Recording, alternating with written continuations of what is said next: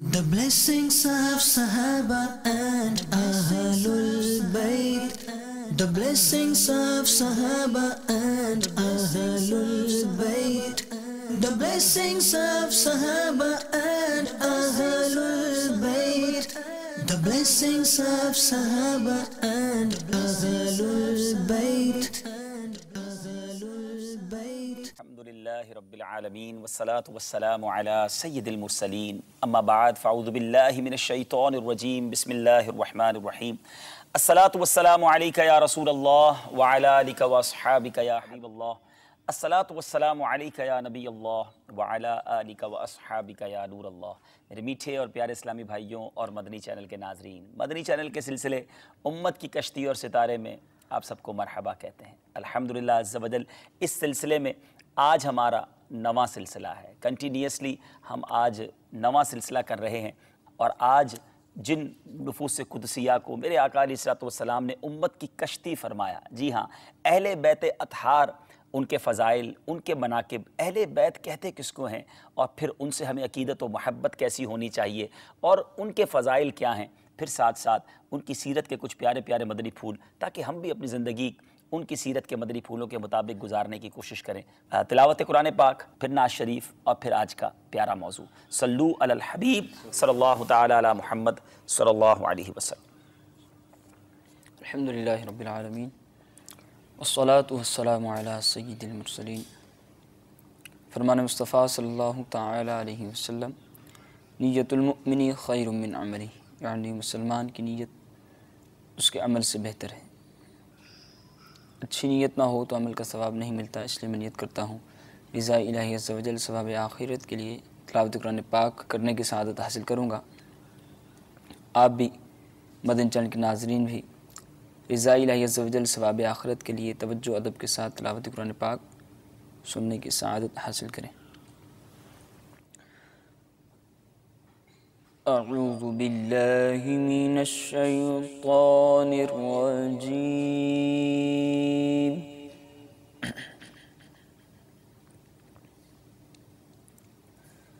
بسم اللہ الرحمن الرحیم۔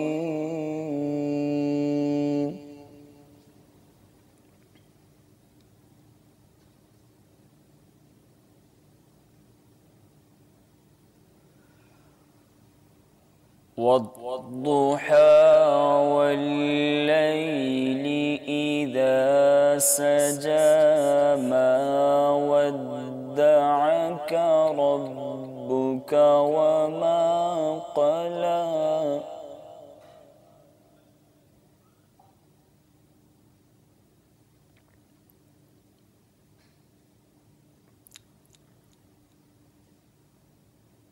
والضحى والليل إذا سجى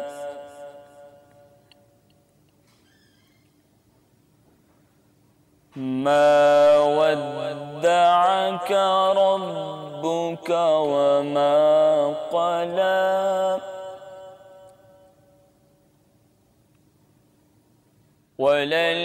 وللآخرة خير لك من الأولى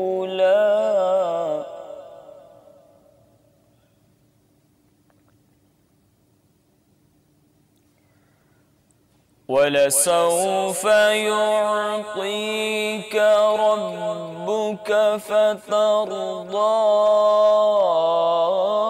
ألم يجدك يتيما فآوى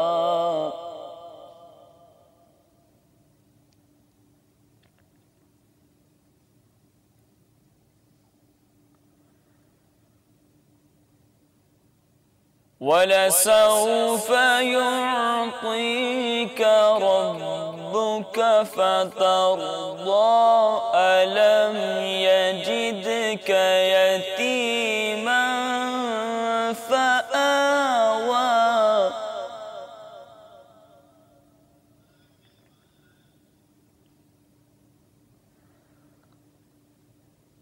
ووجدك ضالا فهدى ووجدك عائلا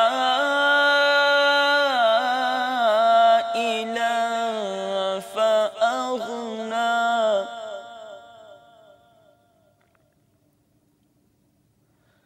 فأما اليتيم فلا تقهر وأما السائل فلا تنهر وأما بنعمة ربك فحدث صدق اللہ العظیم۔ سبحان اللہ، سبحان اللہ۔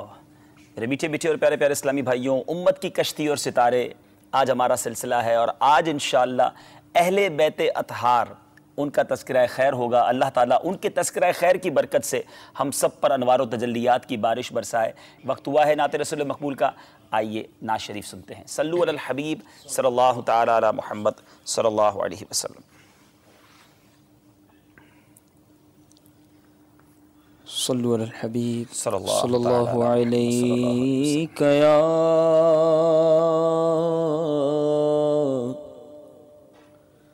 یا رسول اللہ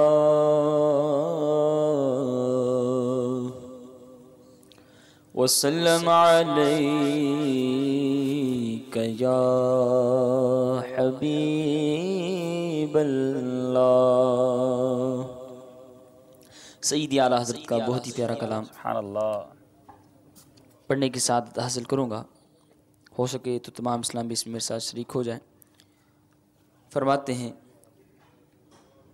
کیا ٹھیک ہو رخ نبوی پر مثال گل،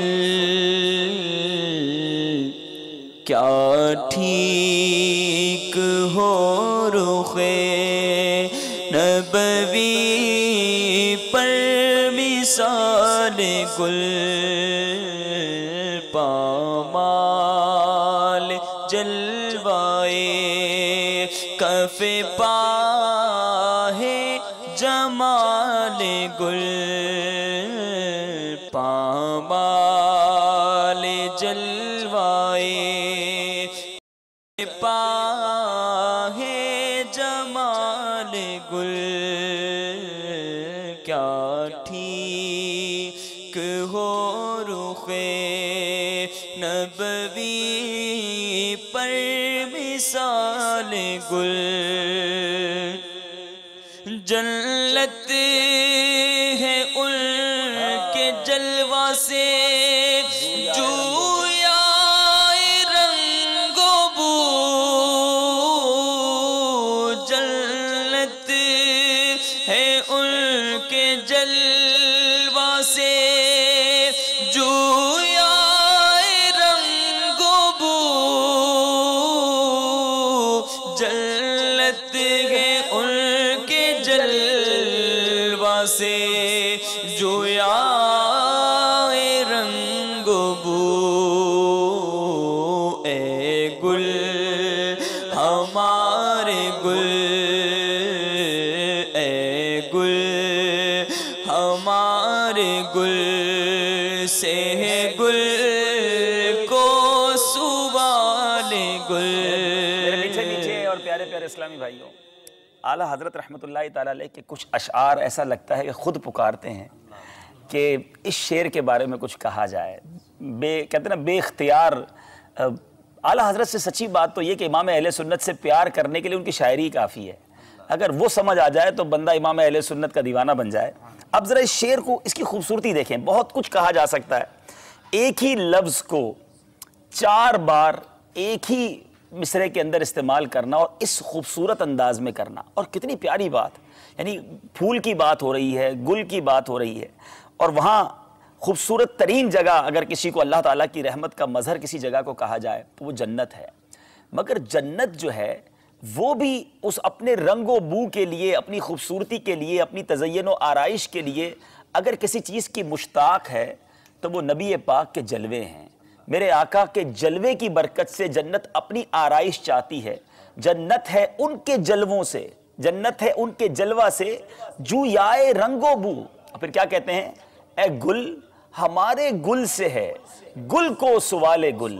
شاعری کی دنیا میں میں نہیں سمجھتا کہ اس سے بہترین مثال کسی شعر کے بارے میں دی جا سکے کہ اے گل ہمارے گل سے ہے، گل کو سوال گل۔ اب جنت کو بھی ہمارے آقا علیہ السلام سے ایک یوں سب یہ کہا جا سکتا ہے کہ آپ کے پسینہ مبارک کی، آپ کے جلوے کی زیبائش کی، آپ کی تشریف آوری کی، آپ کے قدم رنجہ فرمانے کی ایک تمنا ہے۔ اعلیٰ حضرت پھول سے کہہ رہے ہیں کہ دیکھو گل، ہمارا جو گل ہے، ہمارے آقا علیہ السلام جو ہیں، اس سے تمنا ہے کس کو؟ جنت کو، گل کو سوال گل، یعنی سوال ہے کہ آپ ہمیں کچھ عطا فرما دیں۔ اعلیٰ حضرت کا معافی ضمیر کیا ہوگا وہ ہم نہیں جانتے، مگر جو ہمیں باپا کا ایک انداز ہے نا کہ میری موٹی عقل میں جو سمجھ آیا ہے وہ یہی سمجھ آتا ہے، شاید یہ درست ہو شاید یہ نہ ہو، مگر اے گل ہمارے گل سے ہے، گل کو سوال گل۔ یہ کلام رضا کا شاہکار شعر ہے۔ دوبارہ پڑھیں شعر کو۔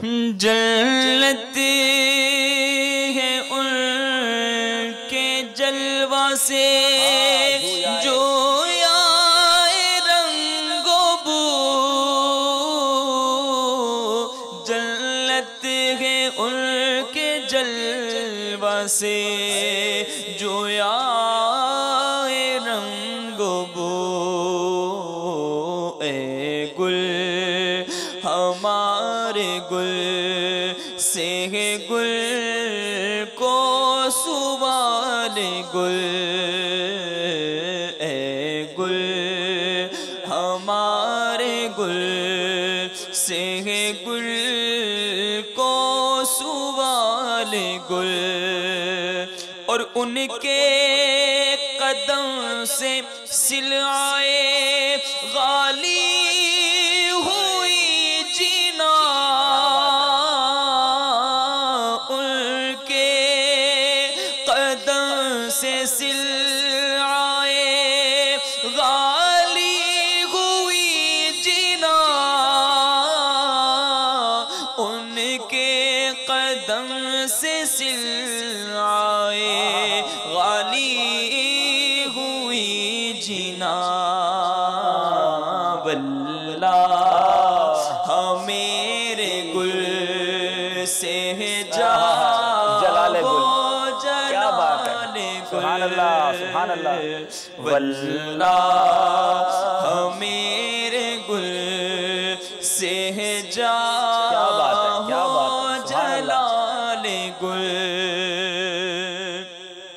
اور سنتا ہوں عشق شاہ میں دل ہوگا خوفشاں، سنتا ہوں عشق شاہ میں دل ہوگا خوفشاں، یا رب یہ مژدہ سچ ہو مبارک ہو فال گل، کیا ٹھیک ہو رخ نبوی پر مثال گل، یا رب یا رب یا رب، ہرا بھرا رہے داغ جگر کا باغ، یا رب ہرا بھرا رہے داغ جگر کا باغ، یا رب ہرا بھرا رہے داغ جگر کا باغ، ہر ماہ ماہ بہار ہو، ہر ماہ ماہ بہار ہو، اور ہر سال سال گل اور میں شاد شاہ میں روں انا دل کرے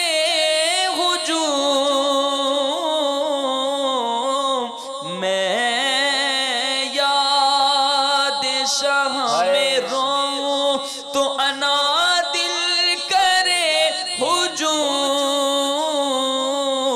میں یاد شاہ میں روں انا دل کرے ہجوم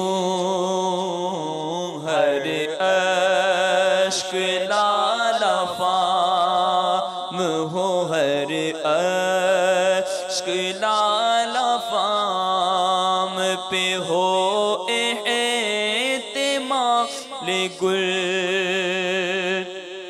اور نعت حضور میں مترنم ہے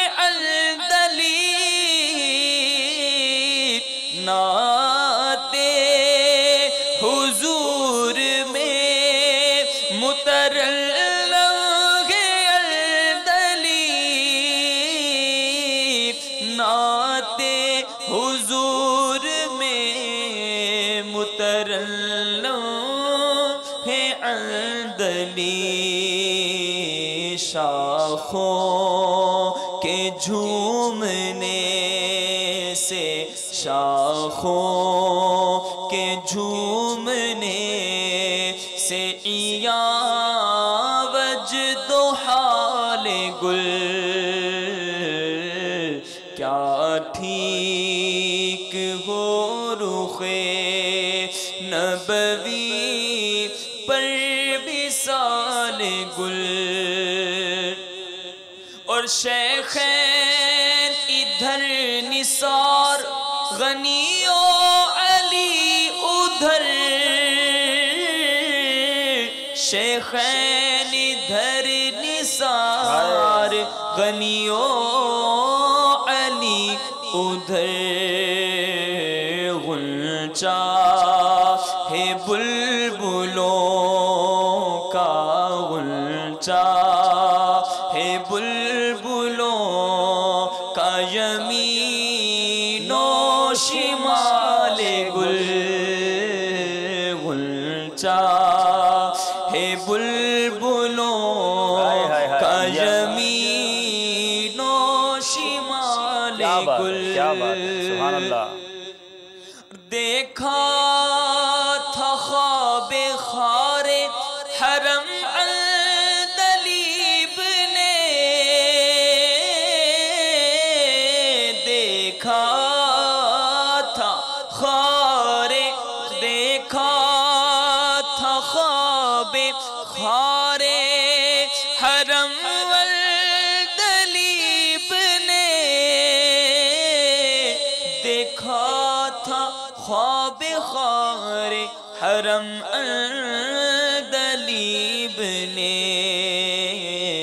کھٹکا کیا ہے آنکھ میں شب بھر خیال گل کیا ٹھیک ہو رخے اور یہ دعا ہم سب ایک بار مل کے کر لیتے ہیں جو سیدی اعلیٰ حضرت نے مانگی فرماتے ہیں کہ ان دو کا صدقہ جن کو کہا میرے پھول گئے ان دو کا صدقہ جن کو کہا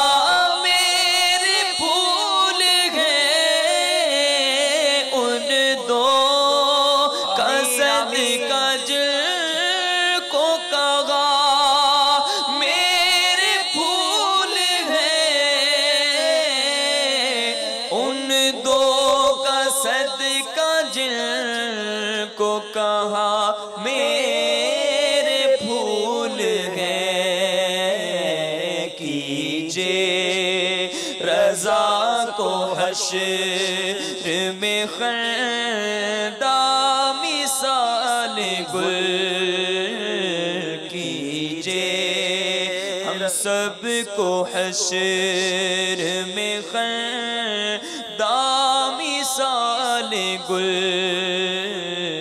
کیا ٹھیک ہو رخ نبوی پر مثال گل۔ سبحان اللہ سبحان اللہ، ان دو کا صدقہ جن کو کہا میرے پھول ہیں، کیجئے رضا کو حشر میں خندہ مثال گل۔ مبارک راتیں، مبارک یادیں، اور کیا خوبصورت التجا۔ کاش یہ دعا امام اہل سنت کے صدقے ہمارے حق میں بھی قبول ہو جائے۔ اعلیٰ حضرت نے کیا پیارا وسیلہ بارگاہ رسالت میں پیش کیا کہ آقا ان حسنین کریمین جن کو آپ اپنا پھول کہا کرتے، آپ کی بارگاہ میں ان کا صدقہ ہے۔ کوئی ایسا کرم ہو جائے کہ قیامت کے دن، حشر والے دن، جب لوگ پریشانی میں ہوں گے، رضا کو ہنستا مسکراتا پھول کی طرح رکھنا۔ ہو سکتا ہے یا یہ بھی مراد ہو کہ پھول بھی ہلکا پھلکا ہوتا ہے، کوئی بوجھ بھی نہ ہو، کوئی تکلیف بھی نہ ہو، پھول کی طرح کہتے ہیں کتنا ہلکا ہے یہ پھول کی طرح۔ ہم پر گناہوں کا بوجھ ہے، خطائیں ہی خطائیں ہیں۔ محشر کی سختیاں اور حساب کتاب کے بارے میں جب سوچتے ہیں تو سمجھ آتی ہے کہ جواب دینے کو کچھ نہیں۔ نہ منہ ہے تمہارے دکھانے کے قابل، نہ کوئی عمل ہے سنانے کے قابل۔ ایک طرف تو یہ خیالات آتے ہیں، مگر دوسری طرف جب یہ امید سی بنتی ہے کہ دل میں صحابہ سے محبت بھی ہے، اہل بیت کی غلامی بھی ہے، ان کی محبت دل میں پال رکھی ہے، انشاءاللہ یہ بزرگ ہستیاں جن سے ہم بڑی محبت کرتے ہیں، عقیدت کرتے ہیں، ان کے صدقے ہم پر بھی ضرور کرم ہوگا۔ اللہ تعالیٰ یہ التجائیں ہم سب کے حق میں قبول فرمائے۔ اور آج تو جمی اہل بیت اطہار کا تذکرہ ہونا ہے، اور وہ ہستیاں جن کو نبی پاک علیہ السلام سے خاص نسبت آل رسول کہلاتے ہیں، ان کی کیا شان ہوگی۔ نبی پاک سے تو کسی کو یوں سمجھے نا کہ تھوڑی سی نسبت مل جائے، وہ اس کے لیے کس قدر فضیلت کا باعث بن جاتی ہے۔ یاد رہے نبی پاک علیہ السلام کی ایک حدیث پاک سنیے اور سمجھیے کہ پیارے آقا سے نسبت یہ کتنی بڑی برکت ہے۔ میرے آقا فرماتے ہیں من اخاف اہل المدینہ ظلما اخافہ اللہ وعلیہ لعنت اللہ والملائکۃ والناس اجمعین، جس نے اہل مدینہ کو ظلمن ڈرایا اللہ تعالیٰ اس پر خوف ڈالے گا اور اس پر اللہ کی اور ملائکہ کی اور سب لوگوں کی لعنت۔ جو مدینہ منورہ میں رہنے والا ہو گیا، پیارے آقا کا شہر ہے نا، اس شہر سے نسبت ہو جائے، اب اس پر ڈرانا، اس پر ظلم کرنا، اس پر خدا اور اس کے رسول کی لعنت۔ اب جو اہل عرب ہو جائیں، نبی پاک عربی آقا ہیں، ان سے نسبت ہو جائے، عربی ہو جائیں، اس کے فضائل بیان ہوتے ہیں۔ حدیث پاک میں آتا ہے میرے آقا علیہ السلام فرماتے ہیں من غش العرب لم يدخلوا فی شفاعتی ولم تنلہ مودتی، میرے آقا نے فرمایا جس نے عربوں سے بغض رکھا میری شفاعت میں داخل نہ ہوگا اور اس کو میری مودت میسر نہ آئے گی۔ مودت سے یہاں مراد کیا ہوگا؟ محبت۔ اب غور کریں، اہل مدینہ ہوں تو پیارے آقا علیہ السلام اسے اپنا کیسی نسبت والی بات عطا فرمائے کہ ان پر ظلم کرنا اللہ اور اس کے رسول کی ناراضگی۔ اہل عرب سے بغض رکھے وہ میری شفاعت میں داخل نہیں ہوگا۔ تو یہ تو وہ لوگ ہیں نا کہ جن کو شہر اور وطن کی نسبت ملی، جس کو خاندان سے نسبت ملی، جس کو میرے آقا نے اپنی آل فرما دیا، اس کا مرتبہ کیا ہوگا، اس کی شان کیا ہوگی۔ سبحان اللہ۔ میرے میٹھے اور پیارے اسلامی بھائیوں، اللہ اور اس کے رسول کی بارگاہ میں اہل بیت اطہار کے کیا فضائل ہیں۔ سبحان اللہ۔ قرآن مجید فرقان حمید میں پارہ نمبر 22 سورہ احزاب میں کیا ارشاد ہوتا ہے، آئیے وہ آیت کریمہ سنتے ہیں۔ بسم اللہ الرحمن الرحیم۔ انما یرید اللہ لیذھب عنکم الرجس اہل البیت ویطہرکم تطہیرا۔ ترجمہ کنز ایمان، اللہ تعالیٰ چاہتا ہے کہ تم سے رجس ناپاکی دور کرے اہل بیت رسول اور تمہیں پاک کرے، خوب پاک۔ اب ذرا غور کریں، اللہ تبارک و تعالیٰ قرآن مجید میں اہل بیت کے فضائل جو وہ قرآن پاک میں بیان ہو رہے ہیں۔ اب یہاں اس کی تفسیر میں اکثر مفسرین کی رائے یہ ہے کہ یہ آیت مولا علی کرم اللہ تعالیٰ وجہ الکریم، بی بی فاطمہ خاتون جنت رضی اللہ تعالیٰ عنہا، حضرت امام حسن اور امام حسین کے حق میں نازل ہوئی۔ اور یہاں ایک مفسرین کی جس کو گروہ کہیں، مفسرین میں ایک بہت بڑے یوں سمجھیے کہ حضرات کی رائے یہ بھی ہے کہ یہاں اس سے مراد نبی پاک علیہ السلام کی ازواج مطہرات ہے۔ تو میرے میٹھے اسلامی بھائیوں، اب یہ بہت تفصیل ہے کہ اہل بیت اطہار میں کون کون شامل ہیں۔ انشاءاللہ آج اس پر بھی ہم احادیث کے ذریعے سمجھنے کی کوشش کریں گے، اور احادیث پر جب نظر پڑتی ہے تو امام احمد نے حضرت ابو سعید خدری رضی اللہ تعالیٰ عنہ سے روایت کی ہے کہ یہ آیت پنجتن پاک کے شان میں نازل ہوئی ہے. سبحان اللہ. اے پنجتن کے غلاموں ذرا سنو, یہ وہ مبارک ہستیاں ہیں. سبحان اللہ. ایک حدیث پاک بڑی پیاری اس موضوع سے متعلق ہی کہ ایک بار نبی پاک علیہ السلام کاشانہ اقدس میں موجود ہیں اور مولا علی کرم اللہ تعالی وجہ الکریم تشریف لائے. میرے آقا نے انہیں اپنی چادر مبارک میں چھپا لیا. بی بی فاطمہ تشریف لائیں, پیارے آقا علیہ السلام انہیں بھی اپنی چادر مبارک میں لے لیا. امام حسن تشریف لائے, انہیں بھی چادر مبارک میں لیا. امام حسین آئے, انہیں بھی اپنے دامن میں چھپایا. اور پھر دعا کیا فرمائی, ہائے ہائے ہائے, دعا سنیے. میرے آقا فرماتے ہیں اللہم ہؤلاء اہل بیتی وخاصتی اذہب عنہم الرجس وطہرہم تطہیرا. یا رب یہ میرے اہل بیت اور میرے مخصوصین ہیں, ان سے رجس اور ناپاکی دور فرما, انہیں پاک کر دے اور خوب پاک. سبحان اللہ. اب جب یہ دعا ہو رہی تھی نا, ام المومنین حضرت ام سلمہ رضی اللہ تعالیٰ عنہا موجود تھیں. دیکھیں کیا ایک خوبصورت, جس کو آپ کہیں کہ فیملی کا پیار, ایک پیارے آقا علیہ السلام سے قربت کا انداز. ام سلمہ رضی اللہ تعالیٰ عنہ نے عرض کیا وَأَنَا مَعَهُمْ, یا رسول اللہ میں بھی تو ان کے ساتھ ہوں. میرے آقا علیہ السلام نے فرمایا اِنَّكَ عَلَى خَيْرٍ, تم بہتری پر ہو. اسی طرح ایک اور روایت میں ہے کہ میرے آقا نے ان کو بھی چادر میں داخل فرما لیا. اچھا, حضرت واصلہ نے عرض کی میرے حق میں بھی دعا ہو یا رسول اللہ. پیارے آقا علیہ السلام نے ان کے لیے بھی دعا فرمائی اور فرمایا وَأَنَا مِنْ أَهْلِكَ. اس نے کہا یا رسول اللہ میں بھی تو آپ کے اہل بیت میں ہوں. تو پیارے آقا نے فرمایا وَأَنْتَ مِنْ أَهْلِي, تم بھی میرے اہل میں سے ہو. تو اب اس طرح میرے بیچ اسلامی بھائیوں, صحابہ کرام, اہل بیت اطہار جو ہے وہ پیارے آقا علیہ السلام کے قرب کی برکتیں حاصل کرتے. تو اب یہاں میرے بیچ اسلامی بھائیوں ایک اور جگہ پیارے آقا علیہ السلام نے اپنی ردا مبارک میں حضرت عباس رضی اللہ تعالیٰ عنہ کی صاحبزادیوں کو لپٹا کر دعا فرمائی. وہی دعا بھی سنیے. فرماتے ہیں, عرض کرتے ہیں اللہ کی بارگاہ میں, یعنی یا رب یہ میرے چچا اور بم منزلہ میرے والد کے ہیں اور یہ میرے اہل بیت ہیں, انہیں آتش دوزخ سے ایسا چھپا جیسا میں نے اپنی چادر مبارکہ میں چھپایا. اس دعا پر اب جب یہ دعا کی, دعا کرنے والا کون, اعلیٰ حضرت کا وہ شعر ہے نا, اجابت کا صحرا عنایت کا جوڑا دلہن بن کے نکلی دعائے محمد. اجابت یعنی قبولیت, اجابت نے جھک کر گلے سے لگایا بڑی ناز سے جب دعائے محمد صلی اللہ علیہ وسلم. میرے آقا نے دعا کی. راوی لکھتے ہیں جب میرے آقا نے یہ دعا کی چادر میں ان کو چھپا کر, تو مکان کے در و دیوار نے آمین کہی. اب ذرا سوچیں یہ کیسی مبارک ہستیاں ہیں. تو بہت ساری روایتیں میرے میٹھے اسلامی بھائیوں ملتی ہیں کہ نبی پاک علیہ السلام کی آل میں کون کون داخل ہے. یہاں علماء نے بڑی زبردست اس پر جو ہے نا ہمارے لیے کیٹیگرائز کر دیا کہ اہل بیت اطہار میں کون کون ہیں. صحیح مسلم میں کی روایت ہے, حضرت زید بن ارقم سے پوچھا گیا کہ نبی پاک علیہ السلام کے اہل بیت کون ہیں, کیا آپ کی ازواج اہل بیت سے نہیں؟ انہوں نے فرمایا آپ کی ازواج بھی اہل بیت سے ہیں, لیکن آپ کے اہل بیت وہ بھی ہیں جن پر آپ کے بعد صدقہ حرام کر دیا گیا. پوچھا گیا وہ کون ہیں؟ فرمایا آل علی, آل عقیل, آل جعفر اور آل عباس. اور اس کی جو کیٹیگرائز کیا گیا بڑے پیارے انداز میں کہ بیت نسب جو اہل بیت ہیں وہ کون کون ہیں. بیت نسب یعنی خاندان والے, بیت ولادت یعنی اولاد, اور بیت سکنی یعنی جو کاشانہ مبارک میں نبی پاک کے ساتھ رہا کرتے ان کو بھی اہل بیت میں داخل کیا گیا. سبحان اللہ. یہ تین کیٹیگری ہو گئی. تو اب اس کے اعتبار سے حضرت عبد المطلب کی اولاد میں سے بنو ہاشم نبی پاک علیہ السلام کے اہل بیت ہیں. قریبی دادا کی اولاد کو بھی بیت کہتے ہیں. مثلا کہا جاتا ہے یہ فلاں بزرگ کا بیت ہے, ان کے خاندان سے ہیں. تو اب سکونت اور رہائش کے اعتبار سے پیارے آقا کی ازواج مطہرات اہل بیت ہو گئیں, اور حضرت زید اور ان کے بیٹے حضرت اسامہ کیونکہ پیارے آقا کے ساتھ ہی رہا کرتے تھے, اس لیے صاحب مشکات نے مناقب اہل بیت کے باب میں ان کا بھی ذکر کیا ہے. سبحان اللہ, کیا پیاری تقسیم اور کیسے فضائل. یعنی ازواج مطہرات, اور پھر پیارے آقا علیہ السلام بنو ہاشم کی جو اولاد ہو گئی وہ بھی اہل بیت میں, اور پھر جن کو غلامی کا شرف ملا پیارے آقا کے ساتھ ہی رہے تو ان کو بھی یہ شرف عطا فرما دیا گیا. اہل بیت کا جو لفظ ہے آپ نے کافی ماشاءاللہ کیٹیگرائز اس کو کر کے بیان کیا. اس کے علاوہ بھی بعضوں کے متعلق جو ہے وہ دیگر صحابہ کے بھی اقوال ملتے ہیں. جیسے سیدنا سلمان فارسی رضی اللہ تعالیٰ عنہ کے بارے میں حضرت علی رضی اللہ تعالیٰ عنہ کا قول ہے کہ یہ ہمارے اہل بیت سے ہیں. اب ان کو اہل بیت میں شامل کیا گیا, یہ خاص کرم نوازی, خاص قرب کی وجہ سے کیا گیا. دیکھیے جیسے آپ ابھی فرما رہے تھے نا کہ سرکار صلی اللہ تعالی وسلم نے ایک ردا میں لیا, تو جو قریب تھا اس نے کہا کہ مجھے بھی یہ شرف ملے, تو ان کو بھی شامل کر لیا گیا.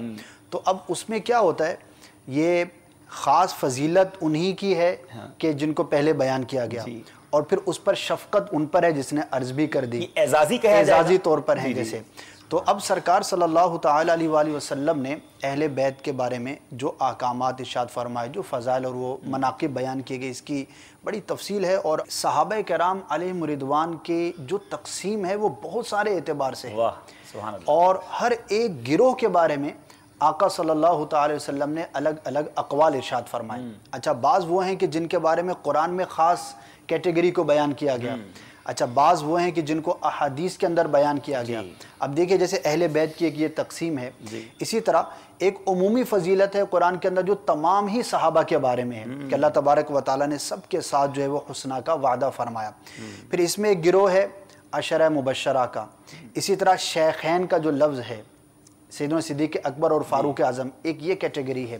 اسی طرح پنجتن کی بھی دو طرح سے تعبیر کی جاتی ہے، ایک آپ نے جو بیان کی اور دوسری سرکار صلی اللہ تعالی علیہ وسلم اور چاروں خلفائے راشدین۔ اسی طرح خلفائے راشدین ایک الگ گروہ ہے۔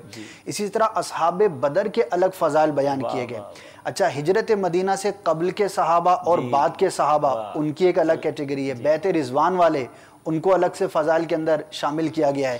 عشرہ مبشرہ یہ ایک الگ گروہ ہے۔ اسی طرح بہت ساری تقسیمات ہیں، اور یہ ہمیں پتہ چلتا ہے کہ ہمارے آقا صلی اللہ تعالی وسلم نے اپنے قرب میں رہنے والوں کو کیسا کیسا نوازا ہے۔ تو پیارے آقا کا قرب پاتے رہے اور انمول ہوتے چلے گئے، فضائل ملتے چلے گئے۔ اب وہ حدیث اپنے جب سنی تھی تو اختیارات مصطفیٰ دیکھیں نا صلی اللہ تعالی وسلم کے، جو آتا جائے دروازہ کھولو اور اسے جنت کی بشارت دے دو، جو آپ نے ماشاءاللہ بڑی پیاری حدیث پاک سنائی۔ تو یہ پورے سلسلے میں میرے میٹھے اسلامی بھائیوں آج نواں سلسلہ ہے، فرام دا ڈے ون۔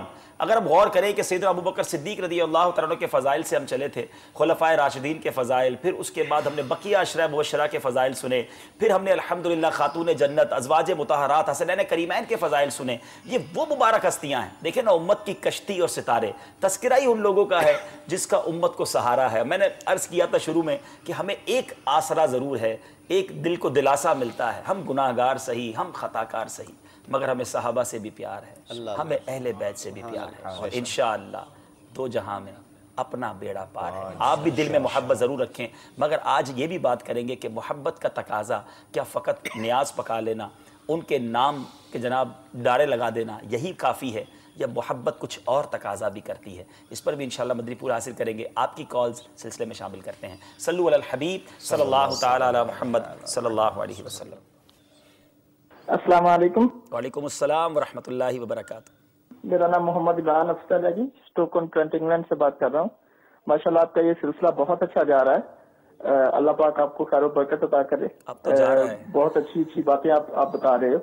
تو اگر آپ پلیز یہ ایک نعت ہے، اگر آپ اس کے چند اشعار سنا دیں، لب پھول دہن پھول۔ شکریہ جی، السلام علیکم۔ سر تاب قدم ہے تن سلطان زمن۔ یہ بھی اعلیٰ حضرت کا کمال ہے۔ دیکھیے دو طرح سے کمال ہوتا ہے کسی بھی صاحب فن کا، ایک ہے ایک ہی معنی کے لیے بہت سارے الفاظ کو استعمال کرنا جس کو مترادف کہا جاتا ہے، اور ایک ہے ایک ہی لفظ کو مختلف معنی کے اندر استعمال کرنا۔ اب جیسے گل والا کلام انہوں نے پڑھا تو لفظ گل کو کتنے معنوں کے اندر استعمال کیا گیا۔ اس طرح جس کلام کی فرمائش آئی ہے، مطلب یہ ایسے اس کے آخر میں جو پھول ہے، پھول کو اعلیٰ حضرت رحمۃ اللہ تعالی علیہ نے مختلف معانی کے اندر جو ہے وہ استعمال کیا۔ اور جب یہ چیزیں دیکھتے ہیں تو امیر اہل سنت کا وہ قول یاد آتا ہے، فرماتے ہیں کہ مجھے تو ایسا لگتا ہے کہ امام اہل سنت اعلیٰ حضرت رحمۃ اللہ تعالیٰ کی بارگاہ میں الفاظ دست بدستہ حاضری دیتے تھے کہ کاش ہمیں آپ کے کلام میں جگہ مل جائے تو ہماری خوش قسمتی ہوگی۔ شعراء جو ہے وہ ڈکشنریوں میں ڈھونڈا کرتے ہیں یار یہ اس کا کوئی لفظ مل جائے، کوئی خوبصورت یہاں پر ایڈجسٹمنٹ ہو جائے، لیکن امام اہل سنت کے کلام کو دیکھتے ہیں تو یہ تصور بنتا ہے۔ میٹھے اور پیارے اسلامی بھائی، ہو سکتا ہے کہ آپ یہ سوچ رہے ہیں، اور واقعی جی تو میرا بھی یہ چاہتا ہے کہ جب یہ کلام پڑھیں تو ہم اس کی تشریح میں چلے جائیں، اعلیٰ حضرت کے اور فضائل اور کلام کی خوبصورتیاں بیان کریں، لیکن چونکہ ٹاپک ہمارا امت کی کشتی اور ستارے، مگر الحمدللہ ایک مہینے ہی کی بات ہے، اب ماہ رضا آیا چاہتا ہے۔ سفر المظفر میں انشاءاللہ خوب ذکر رضا کریں گے، اور اس میں اعلیٰ حضرت کے اشعار کی تشریح بھی، اعلیٰ حضرت کے کلام بھی سنیں گے خوب انشاءاللہ، اور اس پر اور زیادہ شروع ہیں۔ ہاں ہم سمجھ قریب پروموز بھی انشاءاللہ پروموز بھی چلنا شروع ہو جائیں گے۔ آج بھی آپ کو ہم ایک مدنی گلدستہ دکھانے جا رہے ہیں، روزانہ دکھاتے ہیں، آج بھی دکھائیں گے۔ اہل بیت اطہار سے اس کو خاص تعلق حاصل ہے، ابھی نہیں تھوڑی دیر بعد انشاءاللہ۔ ایک اور کال دے دیجئے۔ تجسس۔ السلام علیکم ورحمۃ اللہ وبرکاتہ۔ وعلیکم السلام ورحمۃ اللہ وبرکاتہ۔ عبد المحیط اتاری عرض کر رہا ہوں، ڈیفینس سے اسٹو سے۔ یہی لگتا ہے کیا سہانا میٹھے نبی کا روزہ، وہ مشتاق بھائی نے جو پڑھی، اگر وہ کے 2-4 شعر ابھی تو بڑی مہربانی ہوگی۔ السلام علیکم ورحمۃ اللہ میٹھے وبرکاتہ۔ نبی کا روزہ انشاءاللہ۔ دوسری اگلی کال دے دیں۔ میرا نام محمد عدنان اتاری ہے، میں باب المدینہ کراچی سے عرض کر رہا ہوں۔ حضور آپ کی بارگاہ میں عرض ہے کہ مجھے ایک کلام سنا دیجیے۔ صحابہ صحابہ ہمارے صحابہ، جزاک اللہ۔ السلام علیکم ورحمۃ اللہ وبرکاتہ۔ اللہ وبرکاتہ۔ آپ ہی پیارے بھائی پورا سنا دیتے تو کیا بات تھی، ماشاءاللہ آپ کی آواز بھی بڑی پیاری ہے۔ اگلی کال دے دیجیے۔ السلام علیکم ورحمۃ اللہ وبرکاتہ۔ وعلیکم السلام ورحمۃ اللہ وبرکاتہ۔ میرا نام محمد عظیم اتاری ہے، میں مکہ معظمہ سے ہوں، میں رہنے والا ہند کا ہوں، مراد آباد کا۔ جی مجھے آپ کا پروگرام بہت اچھا لگ رہا ہے، امت کی چشتی اور ستارے۔ ماشاءاللہ، مکہ پاک میں آپ نے ہماری حوصلہ افزائی فرمائی، اللہ پاک آپ کو جزائے خیر دے۔ ہماری حاضری کے لیے بھی دعا فرما دیجئے، بے حساب مغفرت کے لیے بھی دعا کر دیجئے۔ اگلی کال دے دیجئے۔ میں محمد رمضان عرب شریف سے عرض کر رہا ہوں۔ گزارش ہے حاجی صاحب، گزارش یہ ہے کہ حاجی صاحب میرے لیے خصوصی دعا فرمانا، تھوڑی مشکل ہے یا کمے کی، آپ کی دعا کا صدقہ، بابا جی کی کرم نوازی کا صدقہ انشاءاللہ رب العزت تھوڑی سی پریشانی کو دور فرمائے۔ اور مدنی چینل 24 گھنٹے میرے روم میں چلتا رہتا ہے، میں ادھر ایک کمپنی میں امام مسجد ہوں، مسجد میں امامت کراتا ہوں، تو روم میں نے ٹی وی لگایا ہوا ہے، 24 گھنٹے مدنی چینل چل رہا ہے۔ اپنے دوست بنگلہ دیش کے ہیں، ان کو ساتھ بیٹھا کے مدنی مذاکرہ سنتے ہیں، اور مدنی چینل کے جتنے بھی ایسے پروگرام ہیں ہم باقاعدگی سے سنتے ہیں۔ اللہ رب العزت دعوت اسلامی کو ترقی عطا فرمائے۔ خلق کائنات امیر اہل سنت کا سایہ ہم اہل سنت پر قیامت تک آپ کا سایہ ہمارے سروں پر قائم و دائم فرمائے۔ جزاک اللہ خیر۔ السلام علیکم ورحمۃ اللہ وبرکاتہ۔ ورحمۃ اللہ وبرکاتہ۔ اللہ تبارک و تعالیٰ کی بارگاہ میں اہل بیت اطہار کا وسیلہ ہے کہ مالک کریم ان کے وسیلے سے آپ کی اور جملہ تمام اسلامی بھائیوں کی ساری پریشانیوں کو دور فرمائے، ہم سب کو دنیا اور آخرت کی پریشانیوں سے محفوظ فرمائے۔ بڑے پریشان حال ہیں اسلامی بھائی، بڑی مشکلوں میں ہیں، اللہ تعالیٰ اس مبارک مہینے کے صدقے جو جس پریشانی میں ہے کرم فرمائے اور ان پریشانیوں کو دور فرمائے۔ کچھ کلاموں کی فرمائش آ گئی آج ماشاءاللہ ہمارے ساتھ کافی سارے اسلامی بھائی ہمارے اسٹوڈیو میں بھی موجود ہیں اور مرحبا کہتے ہیں۔ مجھے بتایا گیا ہے کہ سردار آباد فیصل آباد سے بذریعہ ہوائی جہاز کافی سارے ہمارے تاجر اسلامی بھائی بارگاہ امیر سنت میں حاضری دینے آئے ہیں، آج پہنچے، ماشاءاللہ آپ کو عالمی مدنی مرکز میں مرحبا کہتے ہیں، اور فیضان مدینہ میں انشاءاللہ امید ہے آپ وقت گزاریں گے، مدنی مذاکرے سے برکتیں حاصل کریں گے۔ دنیا بھر سے اسلامی بھائیوں کی آمد فیضان مدینہ میں رہتی ہے، اور اب جو دن ہیں بڑے بالخصوص بہت زیادہ ہمارے پاس اسلامی بھائیوں کی آمد ہے، کیونکہ میری معلومات کے مطابق کئی سارے سنی جامعات کے طلباء پہنچ چکے ہیں اور کئی آن دا وے ہیں، ہزاروں کی تعداد میں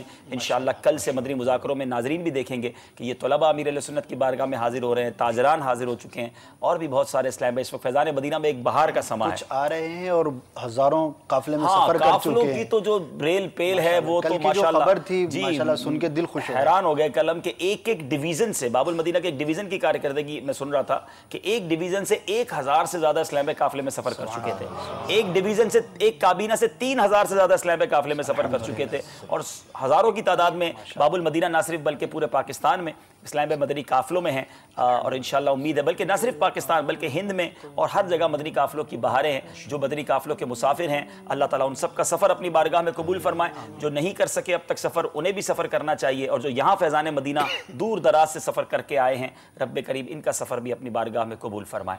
آئیے کچھ کلام سنتے ہیں۔ صلو علی الحبیب صلی اللہ تعالی علی محمد صلی اللہ علیہ وسلم۔ سرتاب قدم ہے تن سلطان زمن پھول، سرتاب قدم ہے تن سلطان زمن پھول، لب پھول دہن پھول ذقن پھول بدن پھول، لب پھول دہن پھول ذقن پھول بدن پھول، تنکا بھی ہمارے تو ہلائے نہیں ہلتا، تنکا تو ہلائے نہیں ہلتا، تنکا بھی ہمارے تو ہلائے نہیں ہلتا، تم چاہو تو ہو جائے ابھی کوہ محن پھول، تم چاہو تو ہو جائے ابھی کوہ محن پھول، واللہ جو مل جائے، واللہ جو مل جائے میرے گل کا پسینہ، واللہ جو مل جائے میرے گل کا پسینہ، واللہ جو مل جائے میرے گل کا پسینہ،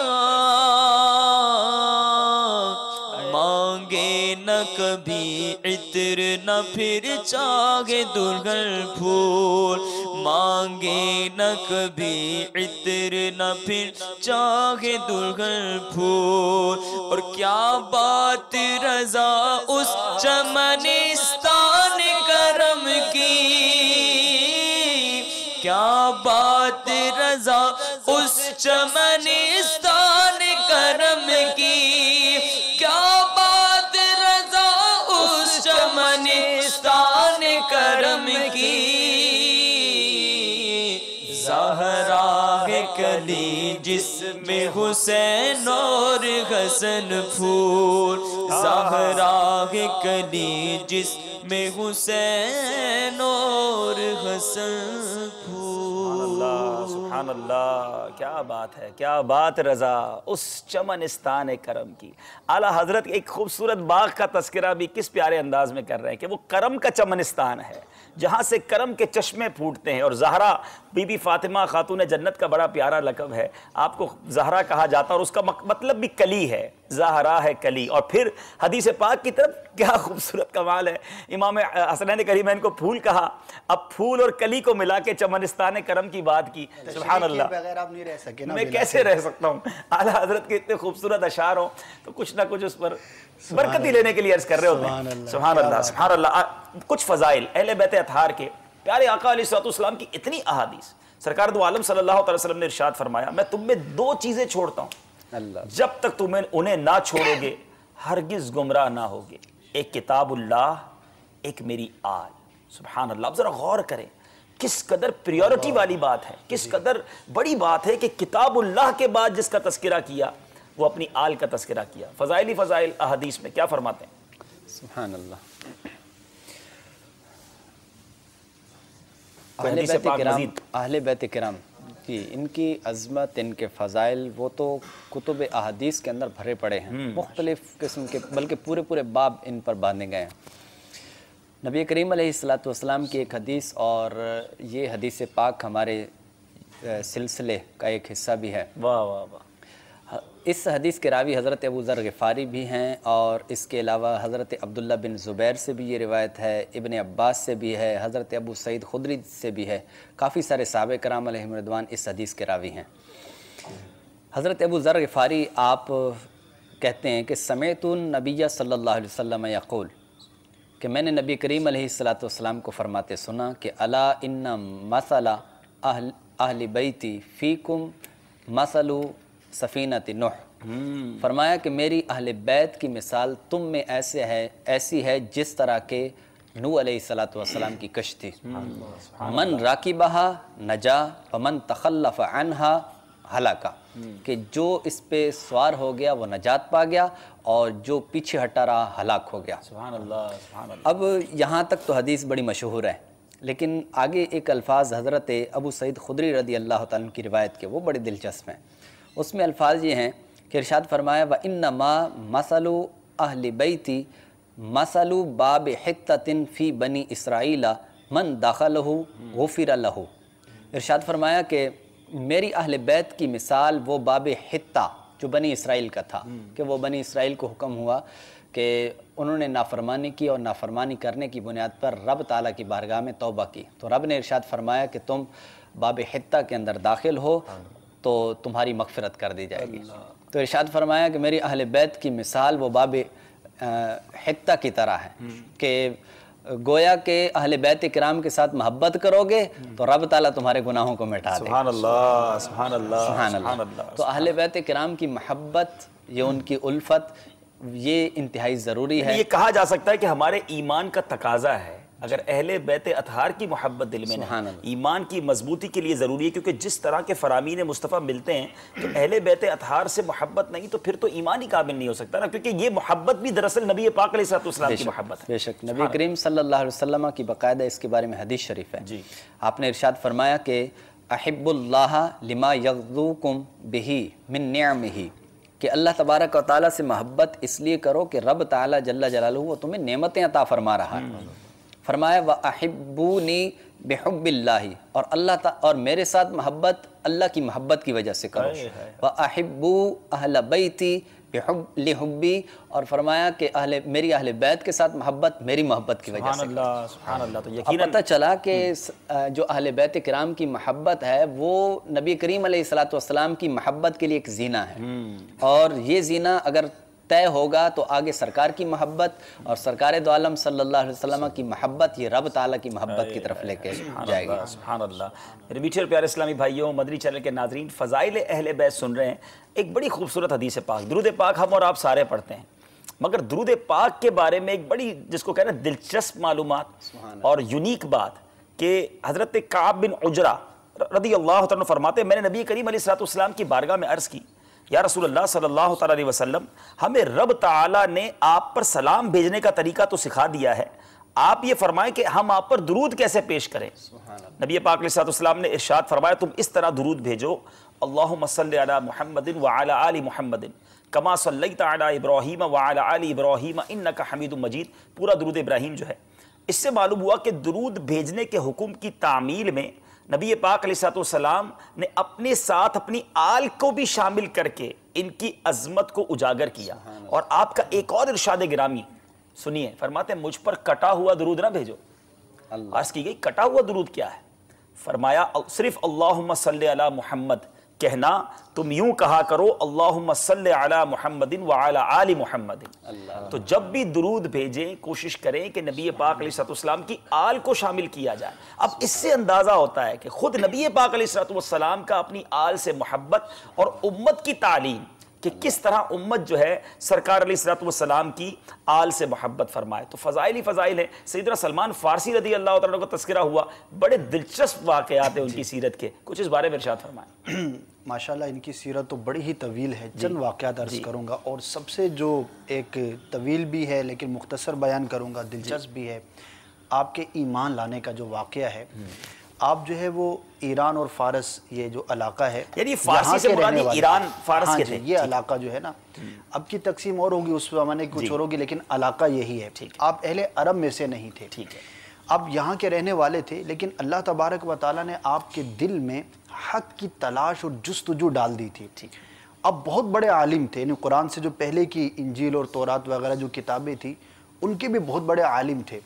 اچھا، آپ کے دل میں یہ تھی کہ میں نبی آخر الزمان صلی اللہ تعالیٰ علیہ وآلہ وسلم کو تلاشوں اور ان پر بھی ایمان لانے کا سلسلہ ہو، تو آپ اس تلاش کے لیے لوگوں سے پوچھا کہ میں کیا کروں؟ تو کسی نے بتایا کہ روم کے علاقے کے اندر فلاں شخص جو ہے وہ بہت بڑا عالم ہے، آپ ان کے پاس چلے جائیں۔ یہاں سے ان کا سفر شروع ہوتا ہے، اپنا گھر بار، کاروبار، جو بھی خاندان تھا، جو بھی تھا یہاں پر سب چھوڑا اور حق کی تلاش میں اپنے گھر سے نکل پڑے، اکیلے نکل پڑے۔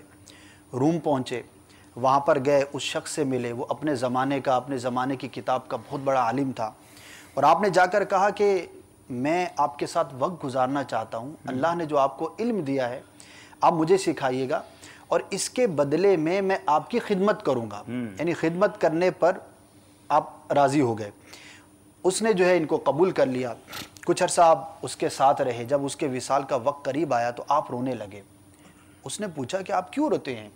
تو کہنے لگے کہ میں نے اتنا وقت آپ کے پاس گزارا، علم سیکھا، آپ نے مجھے آداب جو ہے وہ تعلیم فرمائے، اب آپ کا انتقال ہو رہا ہے، تو میں جس حق کی تلاش میں ہوں تو میں اب اس کو کہاں تلاش کروں؟ اس غم سے میں رو رہا ہوں۔ تو اس نے کہا کہ فلاں علاقے میں میرا ایک بھائی ہے، وہ بھی عالم ہے، زاہد ہے، تم اس کے پاس چلے جانا اور میرا پیغام پہنچانا کہ فلاں نے مجھے بھیجا تھا۔ اس کا انتقال ہو گیا، آپ پھر سفر کرتے ہیں، دوسرے کے پاس پہنچتے ہیں، کچھ وقت گزارتے ہیں، تلاش جاری ہے، پھر خدمت گاری پر تیار ہو جاتے ہیں کہ میں تمہاری خدمت کرنے کو تیار ہوں، مجھے اپنے پاس رکھ لو، علم سکھانا اور آداب سکھانا۔ پھر اس کا بھی جب وصال کا وقت قریب آتا ہے، پھر آپ دیدہ ہو جاتے ہیں، پھر وہ وہی سوال کرتا ہے، وہی جواب دیتے ہیں، وہ کہتے ہیں کہ میرا فلاں علاقے میں ایک اور بھائی ہے، تم اس کے پاس چلے جاؤ اور اس کو یہی میرا پیغام اور سلام پہنچا دینا۔ اب پھر وہاں سے سفر کرتے ہیں، ایک اور علاقے کے اندر جا کر پہنچتے ہیں، اس شخص سے ملتے ہیں، اس کے پاس وقت گزارتے ہیں، جب اس کے وصال کا وقت قریب آتا ہے آپ پھر رونا شروع کر دیتے ہیں۔ تو اب وہ یہ کہتا ہے کہ میں اپنے علاوہ کسی ایسے شخص کو تو نہیں جانتا کہ جس کی طرف میں آپ کو ریفر کروں، لیکن مجھے کتابوں میں جو میں نے نشانیاں پڑھی ہیں، انجیل میں، تورات میں، اور جو پرانی آسمانی کتابیں ہیں، اس سے جو میرا علم ہے وہ یہ کہتا ہے کہ ان قریب آخری نبی دنیا میں تشریف لانے والے ہیں یا لا چکے ہوں گے۔ اب تم ایسا کرو، فلاں علاقے میں چلے جاؤ، وہاں پر مکے کے تاجر آتے ہیں اپنا مال تجارت لے کر، ان سے پوچھتے رہنا کہ تمہارے علاقے کے اندر فلاں فلاں نشانی کا جو شخص ہے وہ آ چکا، کسی نے اعلان نبوت کیا یا نہیں، جب تمہیں خبر ملے تو تم چلے جانا۔ آپ نے کہا کہ اس کی علامت کیا ہوگی، نشانیاں کیا ہوں گی؟ تو 3 نشانیاں آپ کو بتائیں گے۔ ایک تو یہ ہے کہ ان کے دونوں کندھوں کے درمیان مہر نبوت ہوگی، دوسرا وہ ہدیہ قبول کریں گے، اور تیسرا یہ ہے کہ صدقہ قبول نہیں کریں گے۔ آپ نے یاد کر لیا فلاں علاقے میں چلے گا، اب ایک اور سفر اختیار کیا، واقعی وہاں پر مکے کے، حجاز کے قافلے آتے تھے، جو بھی قافلہ آتا آپ اس سے سوال کرتے کہ تمہارے علاقے میں کسی نے ایسا اعلان کیا، تو کچھ عرصے کے بعد کسی نے کہا ہاں ہمارے ہاں محمد نامی ایک شخص ہے جس نے آخری نبی ہونے کا اعلان کیا ہے صلی اللہ علیہ وسلم۔ آپ نے پہچان لیا کہ ہونا ہو یہ وہی شخص ہے۔ اب وہاں سے انہوں نے مکہ شریف کا سفر اختیار کیا، مکے میں پہنچے۔ اچھا مکے میں پہنچے کیسے؟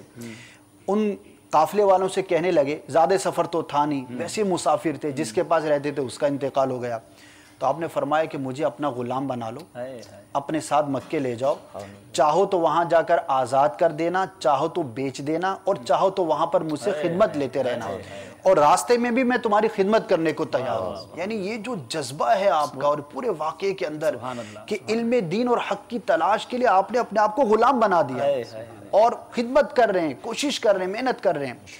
تاجروں نے قبول کر لیا، آپ اس قافلے کے ساتھ مکے پہنچے، وہاں پر جا کر آپ نے معلومات کی، 2 حبشی غلاموں کے ساتھ جو ہے ان کے جو قافلے والے تھے جنہوں نے ان کو غلام بنایا تھا ان کے ساتھ یہ کام کرتے، پتہ چلا کہ محمد صلی اللہ علیہ وسلم جنہوں نے اعلان نبوت کا کیا ہے وہ رات کے پچھلے پہر جو ہے حجر اسود کے پاس تشریف لاتے ہیں اپنے اصحاب کے ساتھ۔ آپ نے وقت جو ہے وہ دیکھا، پہنچ گئے آقا کی بارگاہ میں، حاضر خدمت ہوئے۔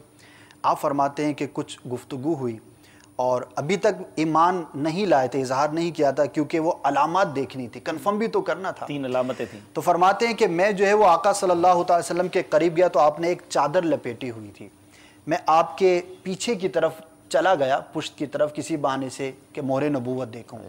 روایتوں کے الفاظ ہیں کہ آپ فرماتے ہیں کہ جیسے میں پیچھے کی طرف مڑا، آقا صلی اللہ علیہ وسلم میرے دل کی جو تمنا تھی وہ سمجھ گئے، اور سرکار نے خود ہی اپنے شان اقدس سے چادر کو سر کر دیا، جیسے میری نظر پڑی تو مہر نبوت نظر آ گئی۔ تو میں نے کہا کہ یہ پہلی علامت تو ہے وہ ظاہر ہو گئی۔ دوسرے دن پھر آنے کی نیت کی، چلے گئے۔ پہلے دن کہتے میں نے کچھ کھجوریں جمع کی، دوسرے دن پھر حجر اسود کے پاس حاضر ہوا، آقا صلی اللہ علیہ وسلم اپنے اصحاب کے ساتھ تشریف فرما تھے، تو میں نے کھجوریں سرکار کی بارگاہ میں پیش کی۔ سرکار صلی اللہ علیہ وسلم نے سوال کیا کہ اے سلمان یہ کیا ہے؟ میں نے عرض کیا کہ یہ صدقہ ہے، تو آپ صلی اللہ علیہ وسلم نے اس میں سے نہیں کھایا بلکہ اپنے صحابہ کرام کے درمیان میں اس کو تقسیم فرما دیا اور فرمایا کہ ہم صدقہ نہیں کھاتے۔ تو فرماتے میں سمجھ گیا کہ یہ دوسری نشانی تھی، وہ بھی پوری ہو گئی۔ اب چلے گئے، تیسرے دن پھر کہتے میں نے کچھ کھجوریں جمع کی، پھر کسی بہانے سے پہنچ گیا، آقا جلوے لٹا رہے تھے، حاضر خدمت ہوا، پھر میں نے کھجوریں پیش کی، تو آپ صلی اللہ علیہ وسلم نے پھر سوال کیا یہ کیا ہے؟ تو میں نے عرض کیا یا رسول اللہ صلی اللہ علیہ وسلم یہ ہدیہ ہے۔ تو آپ صلی اللہ علیہ وسلم نے اس میں سے خود بھی تناول فرمائیں کچھ کھجوریں، اور بقیہ جو ہے وہ اپنے اصحاب کے درمیان تقسیم فرما دی. فرماتے ہیں کہ تیسری نشانی کا پورا ہونا تھا, فوراً ہی میں نے کلمہ پڑھا اور آقا صلی اللہ علیہ وسلم کے ہاتھ پر اسلام قبول کر لیا. تو یہ ہے آپ کے اسلام لانے کا واقعہ. اتنا طویل عرصہ, بڑے ماشاءاللہ اللہ تبارک و تعالیٰ نے بڑی طویل عمر آپ کو عطا فرمائی تھی, اور اتنا آپ نے زمانہ دیکھا. جی, تو پھر 300 سال تقریباً تھی. پھر آپ صلی اللہ تعالی وسلم کی خدمت میں حاضر رہ گئے. پھر آپ کی آزادی کا واقعہ, غلامی سے آزادی ملی, اس میں آقا کا کرم, وہ باغ کا واقعہ, وہ کھجور کی گٹھلی کے برابر سونا, بہت ساری کرامات اور معجزات کے ساتھ جو ہے وہ آپ بہرحال آزاد ہوئے. اور پھر آپ رضی اللہ تعالیٰ عنہ نے ساری زندگی پیارے آقا صلی اللہ تعالی وسلم کے قرب میں گزاری. اور آپ رضی اللہ تعالیٰ عنہ, چھوٹی سی بات ایڈ کروں گا میں یہاں پر. ایک اور دلچسپ واقعہ ہے جو زرقانی کے اندر نقل کیا ہے, شرح زرقانی میں. وہ یہ ہے کہ حضرت سلمان فارسی رضی اللہ تعالیٰ نے جس وقت سرکار کی بارگاہ میں حاضر ہوئے تو سرکار دو عالم صلی اللہ علیہ وسلم کے پاس ایک یہودی بیٹھا ہوا تھا, اور یہ یہودی سرکار کی بارگاہ میں حاضر تھا. اس کو فارسی زبان آتی تھی. نبی کریم علیہ السلام کی بارگاہ میں جب سلمان فارسی حاضر ہوئے تو سرکار دو عالم صلی اللہ علیہ وسلم کی تعریف کی انہوں نے. اس پر وہ یہودی سے سرکار علیہ السلام نے پوچھا کہ یہ سلمان کیا کہہ رہا ہے. تو وہ یہودی کہنے لگا کہ اے محمد صلی اللہ علیہ وسلم, یہ تو آپ کی تعریف نہیں, یہ تو بہت برا بھلا آپ کو کہہ رہا ہے. نبی کریم علیہ السلام نے جیسے یہ سنا تو آپ نے ارشاد فرمایا سلمان تو ہماری تعریف بیان کر رہا ہے, سلمان تو ہماری تعریف بیان کر رہا ہے. بس اتنا سرکار علیہ السلام کا یہ فرمانا تھا. وہ یہودی کہتا ہے کہ یا رسول اللہ کافی عرصے سے میرے دل کے اندر یہ خلش تھی کہ آپ شاید اللہ تعالیٰ کے سچے رسول نہیں ہیں. اب سے یہ ظاہر ہو گیا کہ آپ اللہ تعالیٰ کے سچے رسول ہیں, لہذا اب پہلے مجھے کلمہ پڑھا کر مسلمان کر لیجیے. وہ وہاں مسلمان ہوا. نبی کریم علیہ السلام نے ارشاد فرمایا جبریل امین سے, اے جبریل سلمان کو عربی زبان سکھا دو. اللہ, عربی سکھا. اب نبی کریم علیہ السلام تو وہ یہودی بھی یہ سمجھا تھا کہ شاید نبی کریم علیہ السلام کو فارسی زبان نہیں آتی, لیکن اللہ کے حبیب نے اس بات کا اظہار کر دیا کہ مجھے صرف عربی نہیں بلکہ میں تو پوری کائنات کے لیے رسول بنا کے بھیجا گیا ہوں, تو ساری زبانیں میری. نہ صرف انسانوں کی بلکہ میرے آقا تو جانوروں کی بولیاں جانتے ہیں. جانور آ کے بھی تو فریاد نبی پاک کے آستانے میں کیا کرتے ہیں. اعلیٰ حضرت کا پھر وہ شعر بھی سنا دیں, یہیں سے کرتی ہے ہرنی فریاد. اللہ, کتنا پیارا شعر ہے. یہیں شتران ناشاد گلائے رنج ہاں یہیں کرتی ہیں چڑیاں فریاد, یہیں سے پاتی ہے ہرنی داد. واہ واہ واہ, اسی در سے شتران ناشاد گلائے رنج و انا کرتے ہیں. پیارے آقا کی بارگاہ میں جب کسی جانور پر ظلم کیا جاتا اور تکلیف پہنچتی تو وہ بھی آ کر فریاد کرتا. تو سب کی بولیاں جاننے والے, سب پر کرم فرمانے والے. آج امیر علیہ سنت نے بھی اشارہ کیا تھا کہ یہ شہد کی مکھیاں درود شریف پڑھتی ہیں, تو وہ واقعہ بھی تو ہے جو نبی پاک علیہ السلام کی بارگاہ میں شہد کی مکھی نے اپنے شہد لانے کا واقعہ پیش کیا تھا اور عرض کیا تھا کہ اس کا طریقہ کیا. تو میرے آقا سب کی بولیاں جانتے ہیں. سیدنا سلمان فارسی رضی اللہ تعالیٰ کی بات چلی, اگر مکمل کر لیں تھوڑا سا رہ گیا تھا. حضرت سلمان فارسی رضی اللہ تعالیٰ عنہ, نبی کریم علیہ السلام نے جبریل امین سے ارشاد فرمایا کہ جبریل ان کو عربی زبان سکھا. سبحان اللہ. تو جبریل امین نے عرض کیا کہ یا رسول اللہ سلمان سے کہیے کہ اپنا منہ کھولیں. سرکار علیہ السلام نے حضرت سلمان فارسی سے ارشاد فرمایا کہ اپنا منہ کھولو. انہوں نے اپنا منہ کھولا. جبریل امین نے اپنا لعاب دہن ڈالا. ان کے منہ میں وہ ڈلنے کی دیر تھی کہ حضرت سلمان فارسی رضی اللہ عنہ نے عربی فر بولنا شروع کیا. ایک طرف بڑے بڑے انسٹیٹیوٹس میں جا کر لینگویج کورس کیے جاتے ہیں, اور ایک طرف آقا جبریل سے کہہ رہے ہیں کہ سلمان کو عربی سکھا دو. اختیارات مصطفیٰ دیکھیے. یہ اس بارگاہ میں پہنچے تھے جہاں سے سب ملتا ہے, زبان بھی ملتی ہے, دنیا بھی سنورتی ہے, آخرت بھی سنورتی ہے. ایک مرتبہ ایسا ہوا سرکار دو عالم صلی اللہ علیہ وسلم نے اپنے صحابہ 6 صحابہ کو بھیجا مختلف ممالک کے اندر کہ جاؤ جا کر وہ دین متین کی تبلیغ کے مدنی قافلے روانہ کیے. تو صحابہ کرام علیہم رضوان کہتے ہیں ہمیں عربی ان کی زبان کا پتہ ہی نہیں تھا کہ کیا زبان ہے, لیکن جیسے ہی ہم علاقے کے قریب پہنچے تو ہم نے فر بولنا شروع کر دیا انہی کی زبان. بھیجا کس نے تھا؟ سبحان اللہ, سبحان اللہ. میرے سلمان فارسی رضی اللہ تعالیٰ عنہ, آپ کے علم کی گواہی آقا صلی اللہ علیہ وسلم نے ارشاد فرمایا. یعنی آپ نے ایک صحابی کو کچھ ارشاد فرمایا, صحابی کے پاس تشریف لے کر گئے, آپس میں مکالمہ ہوا, انہوں نے گفتگو جو ہے وہ سرکار کی بارگاہ میں عرض کی کہ سلمان فارسی نے مجھے یہ کہا ہے. تو آقا صلی اللہ تعالی وسلم نے ارشاد فرمایا کہ اللہ تبارک و تعالی نے سلمان کو علم سے نوازا ہے، اور آپ اتنے بڑے عالم تھے، صحابہ کرام علیہم رضوان میں بڑا ممتاز آپ کا رتبہ تھا، اور آپ کی جو خصوصیات تھی علم کے حوالے سے، قرآن کا حدیث کا علم تو تھا ہی، جو پچھلی کتابیں تھی اس کے آپ بہت بڑے عالم تھے، اور سرکار صلی اللہ تعالی وسلم کی جو نعت شریف پچھلی کتابوں میں تھی وہ آپ بیان کیا کرتے تھے۔ اور ایک اور بڑا تاریخی آپ کی ذات کے حوالے سے واقعہ ہے کہ جب غزوہ خندق کا موقع ہوا اور بڑا شدید حملہ تھا، اس کو احزاب بھی کہا جاتا ہے کیونکہ عرب کے بہت بڑی تعداد میں قبیلے ایک ساتھ آ کر حملہ آور ہوئے تھے، اور بظاہر ڈیفینڈ کرنا وہاں پر بڑا دشوار نظر آ رہا تھا۔ تو سرکار صلی اللہ تعالی وسلم نے مشورہ طلب فرمایا، آپ کی جو عادت کریمہ تھی کہ کیسے لڑا جائے، مدینے سے باہر نکل کے لڑا جائے یا یہی رہ کے لڑا جائے۔ تو اس وقت سیدنا سلمان فارسی رضی اللہ تعالیٰ عنہ کا یہ مشورہ تھا کہ اے آقا، میں نے دیکھا ہے ہمارے فارس کے علاقوں میں یوں بھی اپنے علاقے کی حفاظت کی جاتی ہے، تو کیوں نہ ہم ایک طرف جو ہے وہ خندق کھودیں، بقیہ جغرافیہ اس کا بیان کیا جائے، ایک طرف پہاڑ تھا، یہ ان کا آئیڈیا جی، دوسری طرف جو وہ ہمارے جو حلیف قبیلے ہیں وہ ہیں۔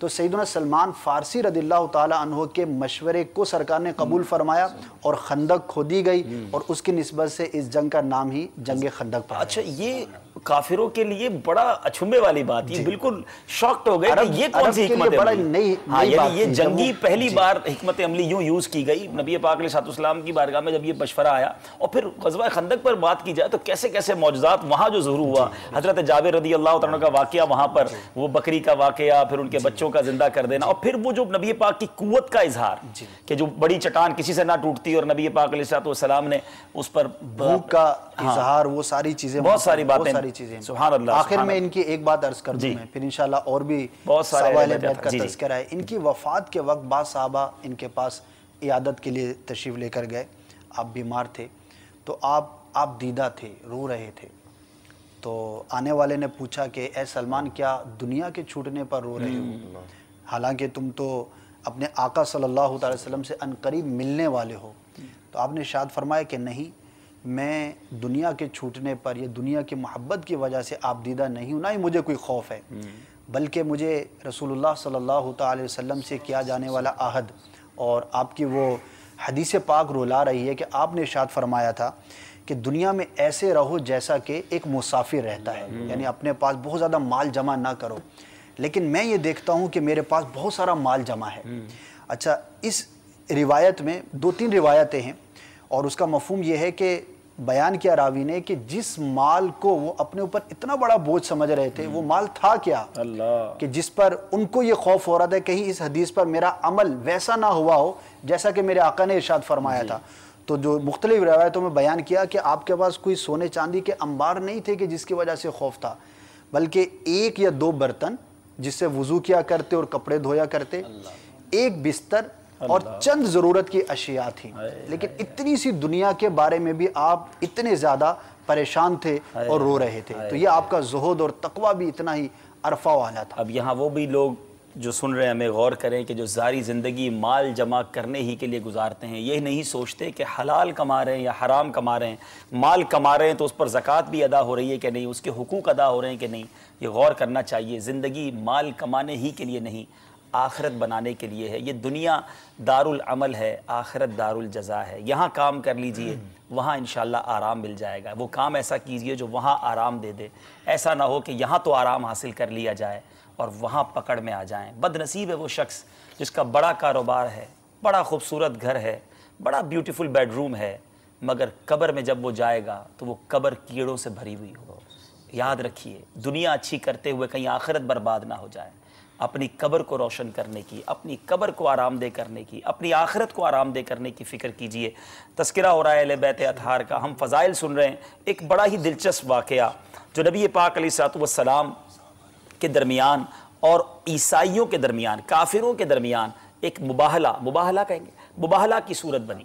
قرآن پاک میں اس کا تذکرہ بھی موجود ہے، سورہ آل عمران میں، ترجمہ کنز الایمان۔ تو ان سے فرما دو، آؤ ہم بلائیں اپنے بیٹے اور تمہارے بیٹے۔ اب ذرا نسبت دیکھیں نبی پاک کیسی پیاری جوڑ رہے ہیں کن مبارک ہستیوں کے بارے میں۔ آؤ ہم بلائیں اپنے بیٹے اور تمہارے بیٹے، اپنی عورتیں اور تمہاری عورتیں، اپنی جانیں اور تمہاری جانیں، پھر مباہلہ کریں تو جھوٹوں پر اللہ کی لعنت ڈالیں۔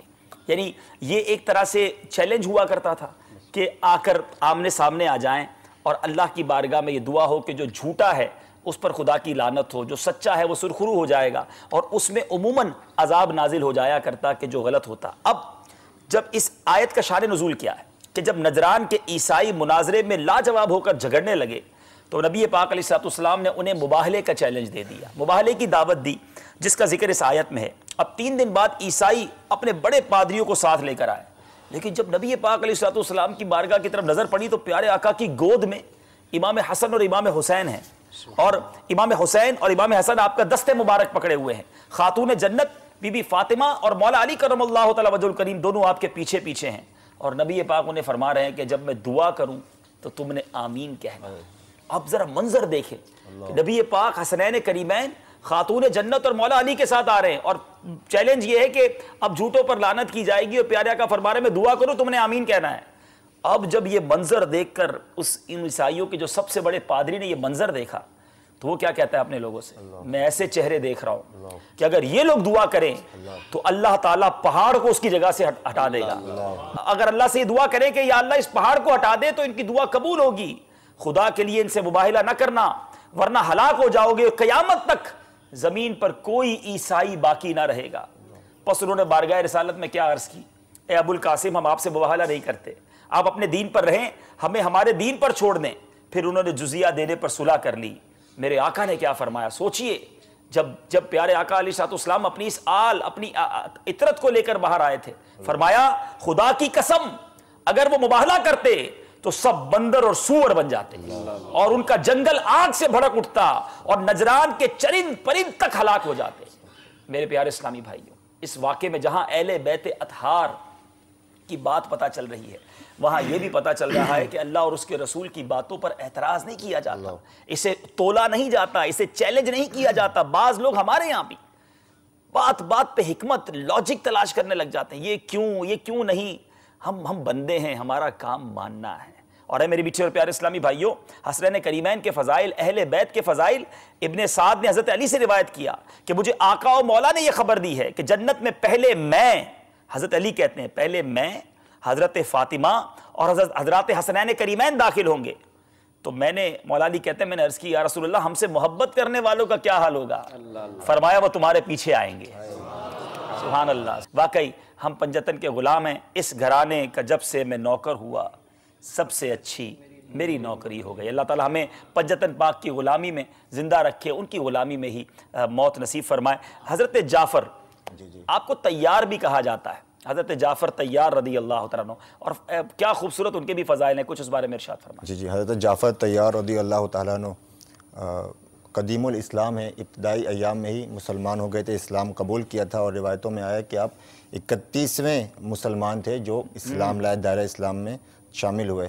اور جب کفار مکہ نے ظلم و ستم برپا کیا مسلمانوں پر تو آپ حبشہ کی جانب ہجرت کر گئے، اور پھر جب میرے آقا صلی اللہ تعالیٰ علیہ وآلہ وسلم نے مکہ مکرمہ سے مدینہ منورہ ہجرت فرمائی تو پھر حضرت جعفر طیار رضی اللہ تعالیٰ عنہ اور اپنے دیگر احباب کے ساتھ آپ بھی مدینہ منورہ ہجرت کر کے تشریف لے آئے۔ تو جب میرے آقا صلی اللہ تعالیٰ علیہ وسلم غزوہ خیبر میں غزوہ خیبر کے بعد فتح حاصل کرنے کے بعد جب مال غنیمت مجاہدین میں تقسیم فرما رہے تھے تو اس وقت حضرت جعفر طیار رضی اللہ تعالیٰ عنہ اپنے احباب کے ساتھ حبشہ سے ہجرت کر کے مدینہ منورہ آقا کریم صلی اللہ علیہ وسلم کی بارگاہ میں حاضر ہوئے تو حضور اقدس صلی اللہ تعالیٰ علیہ وسلم نے جوش محبت میں ان سے معانقہ فرمایا، آپ کے چچے زاد بھائی بھی تھے، جوش محبت میں ان سے معانقہ فرمایا اور ارشاد فرمایا کہ میں اس بات کا فیصلہ نہیں کر سکتا کہ جنگ خیبر کی فتح سے مجھے زیادہ خوشی ہوئی ہے یا آپ لوگوں کی آمد سے زیادہ خوشی ہوئی ہے۔ تو ماشاءاللہ یہ مولا علی کرم اللہ تعالیٰ وجہ الکریم کے بھائی بھی، جی بھائی تھے، بہت ہی جاں باز، بہت ہی بہادر تھے اور انتہائی خوبصورت اور وجیح بھی تھے۔ 8 ہجری میں جنگ موتا کے موقع پر آپ امیر لشکر تھے اور جو جنگ کا جو علم ہوتا ہے، جو جھنڈا ہوتا ہے وہ آپ ہی کے مبارک ہاتھوں میں تھا۔ تو جب کفار نے آپ پر حملہ کیا اور آپ کا دایاں بازو کاٹ دیا تو آپ نے اس علم کو گرنے نہ دیا بلکہ فوراً ہی اپنے بائیں ہاتھ سے اس کو تھام لیا۔ سبحان اللہ۔ اور جب کفار نے حملہ کر کے ان کے بائیں ہاتھ کو بھی کاٹ دیا تو آپ نے ان دونوں کٹے ہوئے بازوؤں سے اس جھنڈے کو تھام لیا۔ اور جب شہادت کے بعد حضرت ابن عمر رضی اللہ تعالیٰ عنہما فرماتے ہیں کہ جب دیکھا گیا تو آپ کے جسم پر 90 زخم تھے، شہادت کے بعد دیکھا گیا اور سارے زخم آپ کے سامنے کے حصے پر تھے، یعنی کفار کو یہ جرأت نہ ہوئی کہ وہ پیچھے سے آ کر آپ پر حملہ کرتا، آپ نے سامنے ہی سے کفار سے مقابلہ فرمایا۔ موتا کے مقام پر آج بھی آپ کا مزار شریف موجود ہے اور یہ اردن میں واقع ہے۔ اتنی عظیم ہستیاں ہیں جن کا ہم تذکرہ کرتے جا رہے ہیں۔ میں تو پنجتن کا غلام ہوں، پنجتن پاک کی برکتیں بیان ہو رہی تھیں، تو ہمیں کچھ کلام سنا دیں۔ میں تو پنجتن کا غلام ہوں، میں تو پنجتن کا غلام ہوں، میں تو پنجتن کا غلام ہوں، میں مرید خیر الانام ہوں، میں مرید خیر الانام ہوں، میں تو پنجتن کا غلام ہوں، میں تو پنجتن کا غلام ہوں، مجھے عشق ہے تو علی سے ہے، مجھے عشق ہے تو حسین سے، مجھے عشق ہے تو حسن سے ہے، مجھے عشق ہے تو حسین سے، مجھے عشق سارے چمن سے ہے، میں تو پنجتن کا غلام ہوں، میں تو پنجتن کا غلام ہوں، میں مرید خیر الانام ہوں، میں تو پنجتن کا غلام سبحان اللہ، سبحان اللہ۔ ترمذی شریف کی ایک بڑی پیاری روایت حضرت جعفر صادق حضرت امام جعفر طیار رضی اللہ عنہ کے بارے میں کہ پیارے آقا علیہ السلام کا فرمان، سیدنا ابو ہریرہ راوی ہیں کہ میں نے جعفر کو دیکھا کہ جنت میں فرشتوں کے ساتھ اڑ رہے ہیں۔ تو یہ جو بازوؤں کا کٹنا اور اس پر جو دو پر مل جانا، ایک بار نبی پاک علیہ السلام نے آپ کے بیٹے کو دیکھا عبداللہ بن جعفر، ارشاد فرمایا اے دو پروں والے یا دو بازوؤں والے کے بیٹے تم پر سلام۔ تو یعنی نبی پاک علیہ السلام جنت میں ان کا کیا حال ہوگا، وہ ان کو پر عطا کیے جائیں گے، یہ بھی نبی پاک علیہ السلام جانتے۔ اور حضرت جعفر رضی اللہ تعالیٰ کی جہاں بات چلی ہے، یہ ہم دیکھیں کنٹینیو آ رہے ہیں، عاجزی، انکساری، یہ اللہ والوں کا وصف۔ اور حضرت جعفر رضی اللہ تعالیٰ کے بارے میں آتا ہے کہ آپ کو مسکین لوگوں سے بڑی محبت تھی، آپ ان کے پاس بیٹھتے، ان سے گھل مل جاتے، اسی وجہ سے نبی پاک علیہ السلام نے آپ کی کنیت ابو المساکین رکھی ہوئی تھی۔ اب ذرا غور کیجئے، آل رسول ہیں، نبی پاک علیہ السلام کے چچا زاد بھائی حضرت مولا علی کرم اللہ تعالیٰ وجہ الکریم کے بھائی، اتنا بڑا مرتبہ اور مسکینوں کے ساتھ گھل مل جانا۔ آج ہمیں جناب تھوڑا سا منصب مل جائے، تھوڑا مال آ جائے، تھوڑا عہدہ مل جائے تو غریبوں کو تو منہ کوئی نہیں لگاتا۔ تو اے پنجتن پاک کے غلام کہلانے والو، اے صحابہ اور اہل بیت کی محبت رکھنے والو، تکبر کو قریب نہ آنے دیں، غریبوں کے ساتھ بیٹھیں اٹھیں، اس سے انسان کو اپنی اوقات بھی یاد رہتی ہے۔ اور یہ غریب لوگوں سے جو محبت ہے نا، یہ نبی پاک علیہ السلام کی بھی تو ادا ہے نا۔ میرے آقا علیہ السلام اپنے غلاموں سے کتنا پیار فرماتے، میرے آقا اپنی سواری پر اپنے ساتھ غلاموں کو بٹھا لیا کرتے، ان کے ساتھ کھانا تناول فرماتے۔ آج ہمارا حال یہ ہے کہ ہمارے جو غریب رشتہ دار ہوں، نوکر چاکر ہوں، وہ الگ بیٹھیں گے اور جناب سیٹھ لوگ الگ بیٹھ کر کھانا کھائیں گے۔ ایسا نہیں ہونا چاہیے۔ مدنی قافلے میں جو بار بار سفر کا کہا جاتا ہے نا، اس کی ایک بڑی وجہ یہ ہے کہ کیا امیر، کیا غریب، کیا رنگ و نسل، کیا بولی، سارے مل کر ایک ہی دسترخوان پر کھانا کھا رہے ہیں، ایک ساتھ سفر کر رہے ہیں، جس کو کہتے ہیں کلف اترتا ہے۔ قافلے میں کلف بھی اترتا ہے، تو یہ ضروری ہے ہمارے لیے، ہمارا کلف اترنا چاہیے اور ہمیں یہ بھی تربیت لینی چاہیے۔ حج پر بھی تو جانا ہے نا انشاءاللہ۔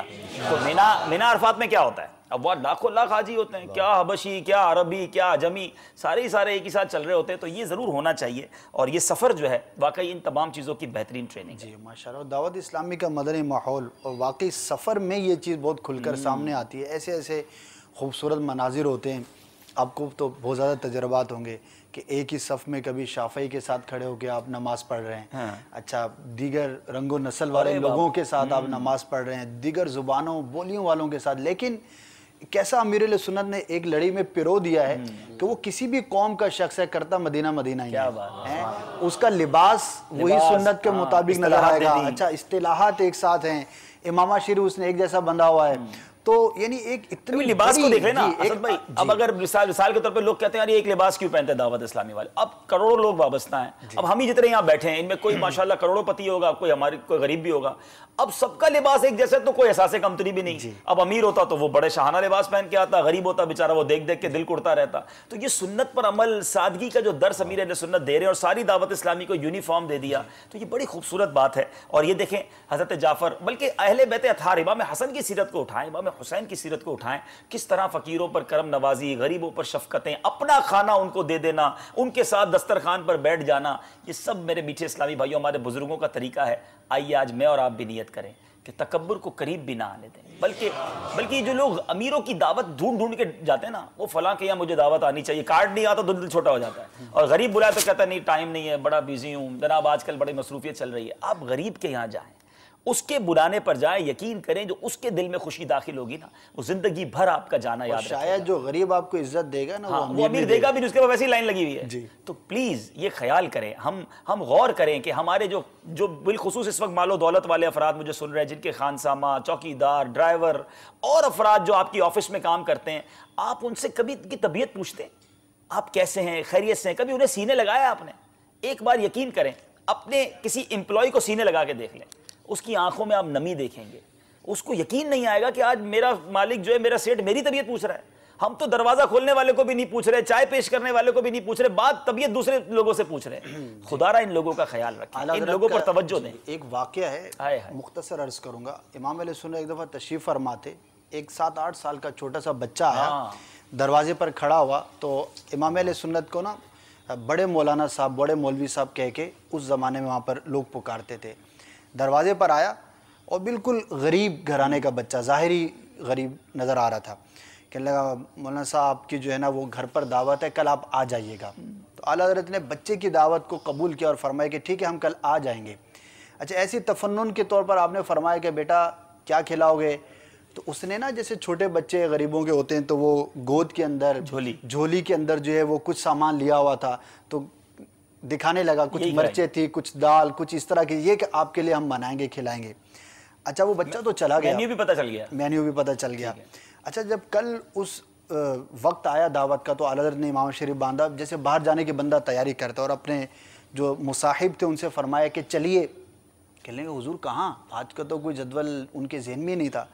تو فرمایا کل وہ ہم نے دعوت قبول کی تھی، تو بچے کی دعوت قبول کی تھی. فرمایا کہ میں تو سمجھا کہ شاید آپ ویسے ہی اس کو آپ نے قبول کیا، کہ واقعی چلنا ہے؟ فرمایا ہاں. اچھا وہ ساتھ چلے. اب یہ دونوں حضرات وہاں پہنچے. جب اس کے گھر کے قریب پہنچے تو وہی بچہ دروازے پر انتظار کر رہا تھا. اعلیٰ حضرت کو دیکھتے اندر بھاگ کر گیا اور خوشی سے جو مولانا صاحب آ گئے، مولوی صاحب آ گئے، اور اس کے والد کا انتقال ہو چکا تھا. اعلیٰ حضرت بچے کی دعوت پر غریب سا، بالکل اس کا جو منظر کشی کی گئی ہے، بڑا ہی ایک غریب سا گھر تھا وہ. آپ تشریف فرما ہوئے، اب کھانے کا وقت آیا تو بچہ جو ہے وہ برتن کے اندر وہی جو کل اس نے دکھایا تھا، دال، گھر کے باہر بٹھایا گیا، کیونکہ گھر میں والدہ تھی، گھر کے باہر ایک صحن سا تھا تو پردہ لگا کے باہر ہی بٹھا دیا گیا، اور اعلیٰ حضرت بیٹھ بھی گئے وہاں پر. بیٹھ بھی گئے. اچھا اب وہی جو کل اس نے دکھایا تھا، مرچیں اور دال اور غالباً جو کی روٹی تھی، تو وہ پیش کر دی گئی. اب دیکھیے وقت کا امام ہے، یعنی جس کا تذکرہ کرتے کرتے جی نہیں بھرتا، اور اپنے زمانے کے اندر بڑے بڑے علماء جس کی قدم بوسی کرنے کو سعادت سمجھیں، بیٹھا ہوا ہے، کھانا کھایا، پیٹ بھر کر کھانا کھایا. اچھا جو ساتھ تھے وہ بڑے حیران ہوئے، اور جو کھانا تھا اس سے اعلیٰ حضرت کو طبی طور پر پرہیز بھی تھا. ڈاکٹر نے منع کیا تھا کہ یہ آپ کے لیے مناسب نہیں ہے، آپ پرہیز فرماتے تھے. تو جب کھانا کھا لیا جانے لگے تو ساتھی کہنے لگے کہ حضور آپ کو تو اس سے پرہیز تھا جو کھانا تھا، اور یہ تو آپ کے لیے نقصان دہ ہے. اور آپ نے اتنا کھایا اور پیٹ بھر کے کھایا. تو اعلیٰ حضرت رحمۃ اللہ تعالیٰ نے کیا جواب ارشاد فرمایا, جو ہم موضوع بھی ڈسکس کر رہے تھے, غریبوں کی دعوت, دل جوئی, بہت ساری چیزیں ہیں. تو آپ نے فرمایا کہ میاں ایسی خلوص کی دعوت اگر ہو تو ہم بار بار آنے کو تیار ہیں. کیا بات ہے, سبحان اللہ, سبحان. تو اچھا ایک اور بات سیکھنے کو ملی اسد بھائی, یہ واقعہ میں نے کئی بار بیان بھی کیا ہوگا, سنا بھی ہوگا, لیکن کہتے ہیں نا بعض اوقات تکرار سے کوئی نئی چیز سامنے آتی ہے. کسی غریب کے یہاں جائیں, اچھا چلے نفس کو مار کے, اب اس کا کھانا دال چاول ہے, تو 2 لقمے میں کھائے اور نہیں بس اب مجھے نہیں کھانا, اس غریب کو پتہ چل جاتا ہے. جی بالکل. اب وہاں جا کر اس کو یہ محسوس بھی نہ ہونے دینا کہ تمہارا کھانا نہ مجھے ڈاکٹروں نے بھی منع کیا ہے اور مجھے طبیعت کا بھی موافق نہیں ہے. عذر صحیح تھا. لیکن یہ کتنی زبردست تربیت ہے کہ اگر آپ کسی غریب کے گھر جا کر باقاعدہ رغبت کے ساتھ کھائیں تو اس کو کتنی خوشی ہوگی کہ یار میرا یہ جو بھی میں نے پیش کیا اس کو پسند آ رہا ہے اور یہ انجوائے کر رہا ہے. تو سبحان اللہ, یہ واقعی تربیت ہے کہ جائیں تو وہاں جا کے بھی نخرے نہ دکھائیں. پتہ چلا بھائی چلا تو گیا تھا, دیکھو کتنا عاجزی کا پیکروں اپنے نوکر کیا دعوت پہ گیا اور وہاں جا کے اس کے کھانے کو ہاتھ بھی نہیں لگایا صاحب نے, تو یہ تو ایسا نہ اس کو جا کے آپ نے ذلیل کر دیا ہو. تو اب یہ بھی عاجزی اور کہتے ہیں گھل مل جانا کوئی بات نہیں ہے. اگر آپ کسی بڑے منصب پر ہیں وہ بھی رب کا بندہ ہے, اور یاد رکھیں اللہ تعالیٰ نے اپنے اولیاء کو اپنے بندوں میں چھپا کر رکھا ہے. کیا معلوم جو آج آپ کا امپلائی ہے وہی اللہ کا ولی ہو اور اس کی دعا لگ جائے ہمارا بیڑا پار ہو جائے. سب کے ساتھ اچھا برتاؤ, سب کی عزت آپ کرتے رہیں, انشاءاللہ برکتیں لوٹتے چلے جائیں گے. بہت سارے اہل بیت اطہار ہیں, سرکار علیہ السلام کے 2 مبارک چچا, سبحان اللہ, ان کا تذکرہ بھی ہم سنیں گے. لیکن آئیے جو ہمارا مدنی گلدستہ تھا وہ ریڈی ہو گیا ہے, پہلے وہ دیکھ لیتے ہیں. صلو علی الحبیب صلی اللہ تعالی علی محمد صلی اللہ علیہ وسلم. میرے پیارے اسلامی بھائیوں, ایک نئی جگہ, تاریخی جگہ اور مبارک جگہ ہمارے ساتھ. آپ یہ بورڈ دیکھ سکتے ہیں, یہ ٹاپ کاپی میوزیم دنیا کا مشہور و معروف میوزیم ہے. ویسے دنیا کے میوزیمز میں بادشاہوں کی یادگاریں اور دنیا کے تاریخی چیزیں ہوتی ہیں, لیکن اس میوزیم کی خاص بات یہ ہے کہ اس میوزیم کے اندر, اس عجائب گھر کے اندر میرے آقا مدینے والے مصطفیٰ صلی اللہ تعالیٰ علیہ وسلم, انبیاء کرام اور صحابہ کرام کے تبرکات ہیں. اچھی اچھی نیتوں کے ساتھ تبرکات کی برکتیں لوٹنے کے لیے ہم یہاں حاضر ہوئے ہیں.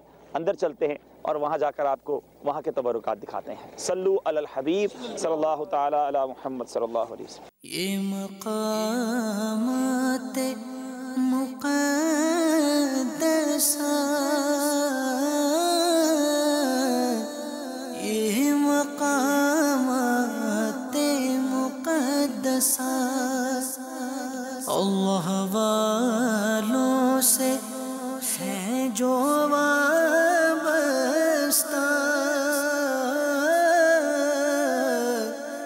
ہے مقامات مقدسہ. یہ ٹاپ کاپی میوزیم کا مین انٹرنس گیٹ ہے اور یہاں اب ہم پہنچے اور انشاءاللہ اندر جا رہے ہیں تبرکات کی زیارت کرنے کے لیے. صلو علی الحبیب صلی اللہ تعالی علی محمد صلی اللہ علیہ وسلم. آپ دیکھ رہے ہوں گے اس وقت اب جو 3 مبارک تلواریں ہیں, حضرت عمار بن یاسر رضی اللہ تعالیٰ, یہ وہی عمار بن یاسر ہے جو اسلام کی راہ میں سب سے زیادہ جن کو تکالیف دی گئی, آل یاسر, یہ ان میں سے عمار بن یاسر ہے. یہ ان کی پہلی تلوار ہے اور یہ تلوار حضرت جعفر طیار, سبحان اللہ, اسلامی لشکروں کے سپہ سالار رہے, بہت زیادہ بہادر صحابی, یہ ان کی جو ہے وہ تلوار ہے. اور حضرت خالد بن ولید, سبحان اللہ, وہ لشکر کے سپہ سالار, عظیم سپہ سالار جن کی تاریخ ہم پڑھتے ہیں, جنہوں نے دنیا پر, پوری دنیا پر اسلامی حکومت کے لیے جو انہوں نے جد و جہد کی ساری دنیا جانتی ہے. ایسے سپہ سالار سیف اللہ, سیف الرسول, اور وہ میرے پیارے اسلامی بھائیوں ہمارے سامنے ان کی تلوار ہے. یہ وہی خالد بن ولید ہے جن کی ٹوپی مبارک میں سرکار علیہ السلام کا منہ مبارک ہوا کرتا اور فرماتے وہی منہ مبارک کی برکت ہے جس کی وجہ سے خالد جو ہے وہ جنگ جیتا کرتا ہے. یہ حضرت ابو بکر رضی اللہ تعالیٰ عنہ, حضرت عمر رضی اللہ تعالیٰ عنہ, سبحان اللہ, شیخین کریمین کی مبارک تلواریں ہیں. سبحان اللہ, سبحان اللہ. اللہ تعالیٰ ان تلواروں کی برکت سے ہماری مغفرت فرمائے, ہمیں بھی راہ خدا میں قربانی دینا نصیب فرمائے. اب دیکھ رہے ہیں پیارے پیارے آقا علیہ السلام کی مبارک تلوار, سبحان اللہ, سبحان اللہ. میرے آقا کو کتنی بار قدم, میرے آقا کے ہاتھ مبارک کو چوما ہوگا, اور تینوں تلواریں ہیں, اور اوپر والا جو ہے یہ تیر ہے, تیر نا, سبحان اللہ, سبحان اللہ. مصطفیٰ کریم علیہ السلام کے مبارک ہاتھوں میں آئی ہوئی یہ تلواریں, سبحان اللہ. آپ دیکھیں کتنی خوبصورت ہیں, اور کیوں خوبصورت نہ ہو, نبی کے ہاتھوں کو چھوما ہے, سبحان اللہ, سبحان اللہ. شہنشاہ کونین کے استعمال میں رہیں. اللہ تعالیٰ ان مبارک تبرکات کے صدقے ہم سب کی مغفرت فرمائے, مدنی چینل کے ناظرین کی بھی مغفرت فرمائے. سبحان اللہ. یہ پیالہ وہ ہے جو اس میں میرے آقا علیہ السلام نے, سبحان اللہ, پانی پیا. اللہ اللہ اللہ اللہ تعالیٰ اس پیالے کی برکتیں ہم سب کو عطا فرمائے. سرکار کے ہاتھوں جام کوثر پینا نصیب فرمائے. آقا کے ہاتھوں محشر کے دن کوثر کے جام ہم سب کو عطا ہوں. سبحان اللہ, کتنے خوش نصیب ہیں ہم اس مبارک مقام پر. اللہ تعالیٰ ہم سب کے گناہوں کو معاف فرمائے. اگلا جو تبرکات ہے میرے آقا علیہ الصلوۃ والسلام کے مبارک بال ہیں. سبحان اللہ سبحان اللہ. ہم سیاہ کاروں پہ یا رب تپش محشر میں سایہ افغن ہو تیرے پیارے کے گیسو. سبحان اللہ. اب ہم پہنچے ہیں بی بی فاطمہ رضی اللہ تعالی عنہا. سبحان اللہ, جس مسلح پر نماز ادا فرماتی. آئے ہائے ماشاء اللہ. آپ دیکھیں یہ رگ آف حضرت فاطمہ, پریئر رگ. ہاں یعنی آپ دیکھ سکتے ہیں کہ اس پہ ماشاء اللہ کتنی پیارے چیزیں لکھی ہوئی, اور یہاں اس پر عبادت فرمایا کرتی بی بی فاطمہ رضی اللہ تعالی عنہا. آپ اس کا نظارہ کیجیے. سبحان اللہ سبحان اللہ. خاتون جنت کا مبارک مصلی بھی دیکھا. اسلامی بہنیں غور کر لیجئے کہ آپ نماز کی کتنی پابند ہیں. خاتون جنت کا جب تذکرہ ہوا تھا تو ہم نے پردے کے بارے میں بھی سنا تھا. اسلامی بہنوں کو بھی محرم الحرام کے اس مبارک مہینے میں سیرت خاتون جنت, سیرت امہات المومنین سے یہ برکتیں لینی ہیں کہ نماز کی پابندی ہو, ذکر و اذکار کی پابندی ہو, پردے کی پابندی ہو. اور اسلامی بھائیوں کو اہل بیت اطہار کی جو عادتیں ہم ڈسکس کر رہے ہیں ان سے مدنی پھول حاصل کر کے اپنی زندگی کے مدنی گلدستے میں اس کو سجاتے چلے جانا ہے. فضائل بیان ہو رہے ہیں, کچھ احادیث مزید. سبحان اللہ. میدان محشر کا تھوڑا تذکرہ ہو جائے. سبحان اللہ سبحان اللہ. نبی کریم علیہ الصلوۃ والسلام نے ارشاد فرمایا کہ اول من اشفع له یوم القیامت من امتی اہل بیتی. ارشاد فرمایا کہ اہل بیتی, ارشاد فرمایا کہ کل بروز قیامت میں سب سے پہلے جن کی شفاعت کروں گا وہ میرے اہل بیت ہوں گے. سبحان اللہ سبحان. پھر فرمایا ثم الاقرب فالاقرب من قریش, پھر قریش میں سے جو زیادہ قریب ہوگا اس کی. ثم من آمن بی واتبعنی من الجمن, اور اس کے بعد پھر یمن کے وہ لوگ کہ جنہوں نے مجھ پر ایمان لایا ہوگا اور میری اتباع کی ہوگی. ثم من سائر العرب, پھر اس کے بعد جملہ عرب ان کی میں شفاعت کروں گا. ثم الاعاجم, پھر اس کے بعد عجمی یعنی عرب سے جو ہٹ کے ہیں ان کی شفاعت کروں گا. ومن اشفع له اولا افضل, اور ارشاد فرمایا کہ میں جس کی پہلے شفاعت کروں گا وہ افضل ہوگا. یعنی اہل بیت کی چونکہ سب سے پہلے شفاعت کروں گا تو وہ افضل لوگ ہیں. یہ ہے میدان محشر کے اندر سرکار دو عالم صلی اللہ علیہ وسلم کی شفاعت کرنا. اب ہے پل صراط پر چلیے. مولا علی مشکل کشا شیر خدا رضی اللہ تعالیٰ عنہ روایت کرتے ہیں کہ اثبتکم علی الصراط اشدکم حبا لأہل بیتی ولاصحابی. ارشاد فرمایا کہ پل صراط پر تم میں سے زیادہ ثابت قدم وہ شخص ہوگا کہ جو میرے اہل بیت کے ساتھ اور میرے اصحاب کے ساتھ شدید محبت کرتا ہے. سبحان اللہ سبحان اللہ. میرے میٹھے اور پیارے اسلامی بھائیوں, اہل بیت کے فضائل واقعی اتنے ہیں کہ ہم اگر 10 دن یا 10 راتیں صرف اہل بیت اطہار کے فضائل بیان کریں تو شاید یہ بھی ختم ہو جائیں. مگر روزانہ ہی سلسلے کے بعد ہم بھی تشنا اٹھتے ہیں, وقت ختم ہو جاتا ہے, اور آپ کو بھی یہ احساس ہوتا ہوگا کہ بہت کچھ سننا رہ گیا. حضرت عباس رضی اللہ تعالیٰ عنہ, میرے پیارے آقا علیہ الصلوۃ والسلام کے پیارے چچا, سبحان اللہ, آپ کے فضائل تو اس قدر ہیں. ایک بار میرے آقا علیہ الصلوۃ والسلام نے آپ کے بارے میں فرمایا کہ جس نے میرے چچا کو تکلیف دی اس نے مجھے تکلیف دی, کیونکہ آدمی کا چچا اس کی باپ کی مثل ہوتا ہے. اپنے چچا سے آپ اتنا پیار فرماتے. ایک بار حضرت ابن عباس سے روایت ہے کہ رسول کریم صلی اللہ علیہ وسلم نے فرمایا عباس مجھ سے ہیں اور میں ان سے ہوں. سبحان اللہ, یہ مرتبہ. اچھا یہاں بھی درس ہے, ایک تو حضرت عباس کے فضائل اور اپنے چچا سے کیا پیار ہونا چاہیے, اپنے چچا کو کتنی تعظیم دینی چاہیے. جملہ کتنا زبردست ہمیں سکھا رہا ہے کہ چچا مثل باپ ہوتا ہے. کیا ہمارے اپنے چچا جان سے ایسا رابطہ ہے؟ بعض اوقات تو چچا جان کو جناب لوگ ذلیل کر رہے ہوتے ہیں, ان سے اس طرح کا ادب نہیں کر رہے ہوتے. تو ہمیں اپنے چچا سے بھی کس طرح کا انٹریکشن رکھنا ہے, یہ بھی نبی پاک علیہ السلام کی سیرت سے پتہ چل رہا ہے. آپ کے وسیلے سے تو بارش کی دعائیں مانگی جاتی ہیں. بہت ہی مشہور واقعہ ہے جی. بالکل امیر المومنین سیدنا عمر فاروق اعظم رضی اللہ تعالیٰ عنہ کے دور خلافت میں جب شدید قحط سالی ہوئی اور لوگ خشک سالی کی وجہ سے بیتاب ہو گئے تو وہ امیر المومنین حضرت عمر فاروق اعظم رضی اللہ تعالیٰ عنہ کی بارگاہ میں حاضر ہوئے اور نماز استسقاء کے لیے مدینہ منورہ سے باہر میدان میں تشریف لے گئے. اور ایک صحابہ کرام کا ایک ہجوم تھا, کئی صحابہ کرام اس مجمع میں اس جماعت میں شریک تھے. اس وقت امیر المومنین سیدنا عمر فاروق اعظم رضی اللہ تعالیٰ عنہ نے حضرت عباس رضی اللہ تعالیٰ عنہ کا بازو تھام کر انہیں آگے اٹھایا اور ان کو اپنے آگے کھڑا کر کے اس طرح دعا مانگی کہ یا اللہ پہلے جب ہم لوگ قحط میں مبتلا ہوتے تھے تو تیرے نبی کے وسیلے سے ہم بارش کی دعائیں مانگتے تھے، تو تو ہم کو بارش عطا فرماتا تھا، مگر آج ہم تیرے نبی صلی اللہ تعالی علیہ وسلم کے چچا کو وسیلہ بنا کر دعا مانگتے ہیں، لہٰذا تو ہمیں بارش عطا کر دے۔ پھر جب حضرت عباس رضی اللہ تعالیٰ انہوں نے بھی بارش کے لیے دعا مانگی تو ایسی بارش ہوئی کہ لوگ جب واپس پلٹے تو گھٹنوں پانی بارش کی وجہ سے وہ اس میں لوٹتے ہوئے گھروں کو واپس حاضر ہوئے، اور کیسے خوش عقیدہ تھے، کوئی جذبہ مسرت میں حضرت عباس رضی اللہ تعالیٰ عنہ کے چادر کو چومتے، ان کے جسم سے اپنا ہاتھ مس کرتے، کیسے خوش عقیدہ۔ یہ صحابہ اکرام علیہم الرضوان کا انداز بتایا جائے۔ سنیے میرے ناظرین، یہ کوئی اور قوم کی بات نہیں ہو رہی، صحابہ اکرام کا دور ہے، اور آپ کو آگے کر کے یہ دعا مانگی جا رہی ہے کہ یا اللہ پہلے ہم نبی پاک کے وسیلے سے دعا مانگتے تھے، آج ان کے چچا کے وسیلے سے دعا مانگ رہے ہیں۔ تو وسیلے سے دعا مانگنا، بزرگوں کا وسیلہ اللہ کی بارگاہ میں پیش کرنا، اور پھر رب کی طرف سے اس دعا کا قبول ہو جانا، اب اور کون کون سی دلیلیں چاہیے؟ تو بہرحال یہ اللہ والوں کا طریقہ، صحابہ کرام علیہم الرضوان کا طریقہ ہے، الحمدللہ ہمارے عقیدے کا بھی اظہار ہو رہا ہے۔ بڑا دلچسپ ایک واقعہ حضرت عباس اور حضرت عمر فاروق رضی اللہ عنہ کا، مسجد نبوی شریف کے قریب ان کا گھر تھا، حضرت عباس رضی اللہ عنہ کا۔ تو آپ کا ایک پرنالہ تھا، وہ پرنالہ، اور وہاں سے پانی جب بارش برستی اور پانی نیچے آتا تو حضرت عمر فاروق رضی اللہ عنہ نے ایک مرتبہ جب بارش برسی آپ نے دیکھا کہ نمازیوں کے وہ کپڑوں پر چھینٹے پڑتے ہیں، تو آپ نے کیا کیا کہ آپ نے اس پرنالے کو اکھاڑ دیا۔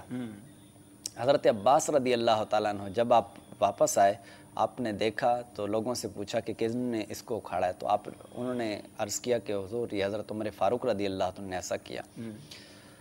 آپ رضی اللہ عنہ گئے عمر فاروق رضی اللہ عنہ کی بارگاہ میں اور کہا کہ حضور یہ جو آپ نے پرنالہ اکھاڑا ہے تو یہ نبی کریم صلی اللہ علیہ وسلم نے اپنے ہاتھ سے لگایا تھا، چونکہ اپنے ہاتھ سے لگایا تھا میں بھی محسوس کر رہا تھا، اس سے تکلیف ہوتی ہے، لیکن سرکار نے چونکہ لگایا تھا اس وجہ سے میں نے اس کو اکھاڑنا گوارا نہیں کیا۔ اب جیسے ہی حضرت عمر فاروق رضی اللہ عنہ نے یہ سنا، آپ نے کہا کہ حضور آپ چلیں، اب میرے کندھے ہوں گے اور آپ کے پاؤں ہوں گے، اور آپ اس پرنالے کو دوبارہ سے تعمیر کریں۔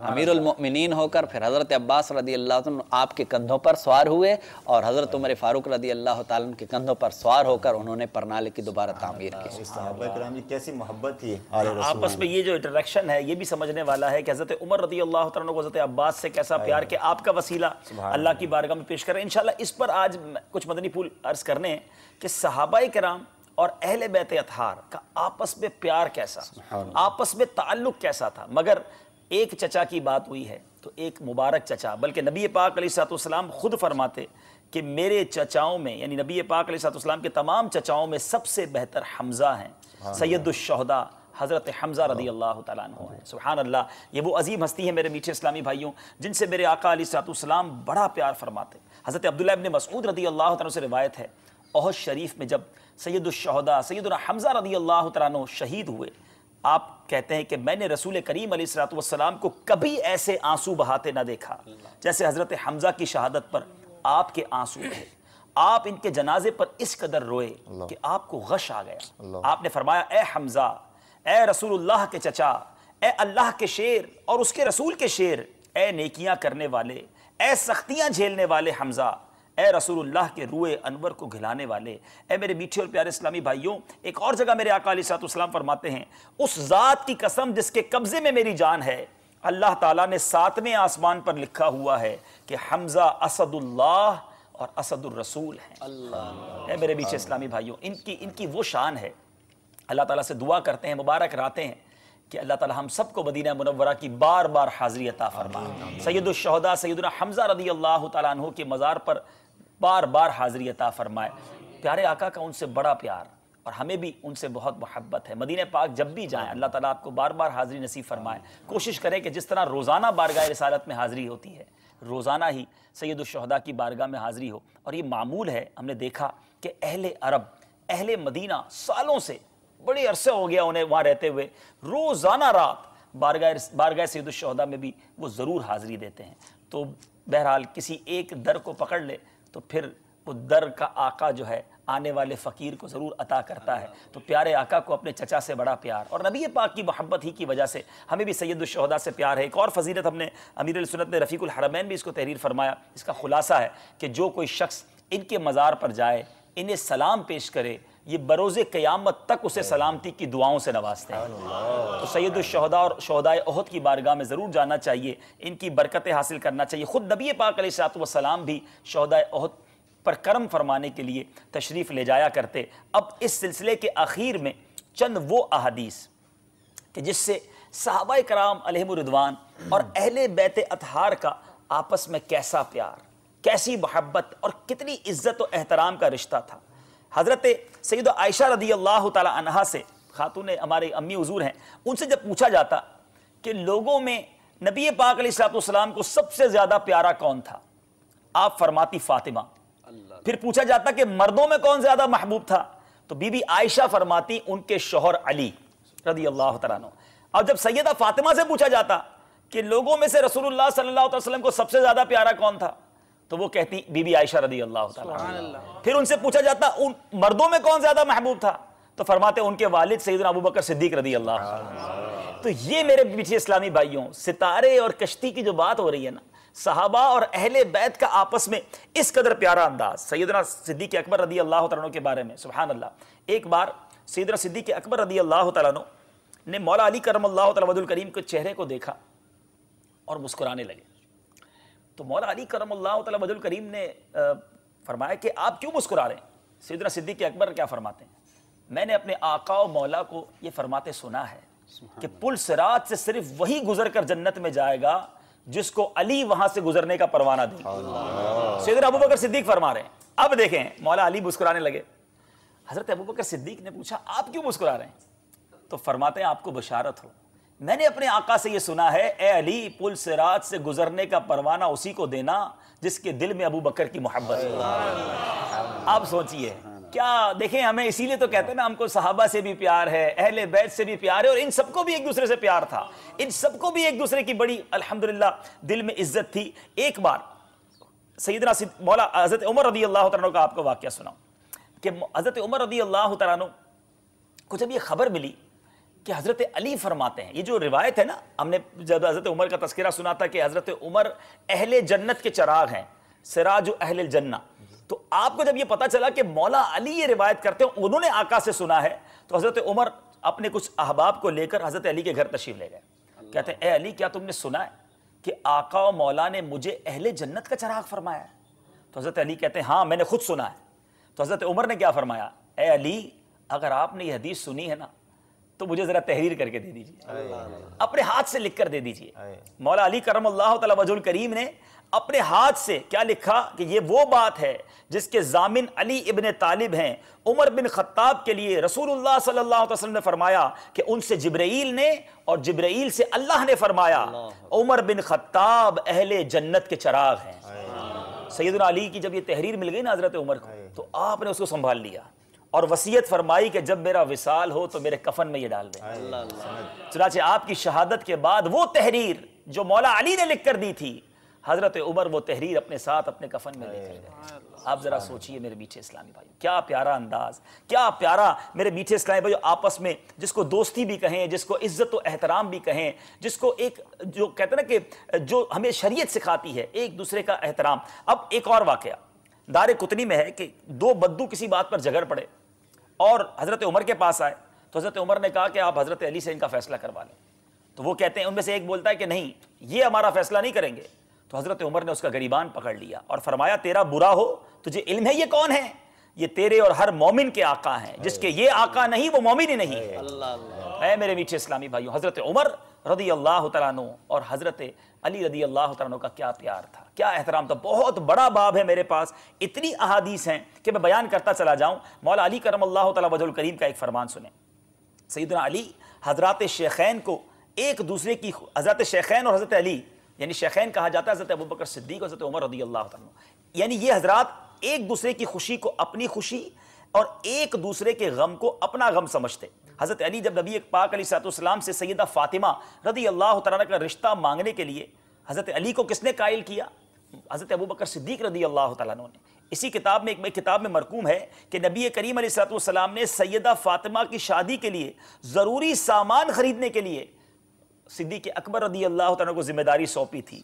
اس سے معلوم ہوا کہ صدیق اکبر رضی اللہ تعالیٰ کو خاندان نبوت سے کیسا قرب حاصل تھا۔ اور ایک بار حضرت عمر کی شہادت کے بعد حضرت ابن عباس سے روایت ہے کہ حضرت عمر کی شہادت کے بعد میں ان کے جسم اقدس کے پاس کھڑا تھا، ایک صاحب نے میرے کاندھے پر ہاتھ رکھا اور فرمایا اللہ تعالیٰ آپ پر رحم فرمائے، بے شک مجھے امید ہے کہ اللہ تعالیٰ آپ کو آپ کے دونوں دوستوں یعنی پیارے آقا علیہ الصلوۃ والسلام اور ابو بکر صدیق کا ساتھ عطا کرے گا، کیونکہ میں نے بارہا رسول اللہ کو یہ فرماتے سنا کہ میں تھا اور ابو بکر و عمر، میں نے یہ کہا اور ابو بکر و عمر نے، میں چلا اور ابو بکر و عمر، میں نکلا اور ابو بکر و عمر۔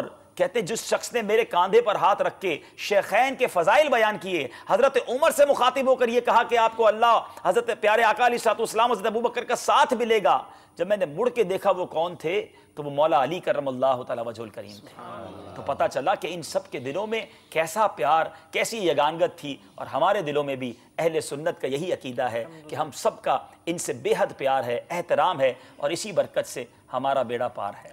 اہل سنت کا یہ بیڑا پار اصحاب حضور، اہل سنت کا یہ بیڑا پار اصحاب حضور، نجم ہے اور ناؤ ہے عطرت رسول اللہ کی، نجم ہے اور ناؤ ہے عطرت رسول اللہ کی۔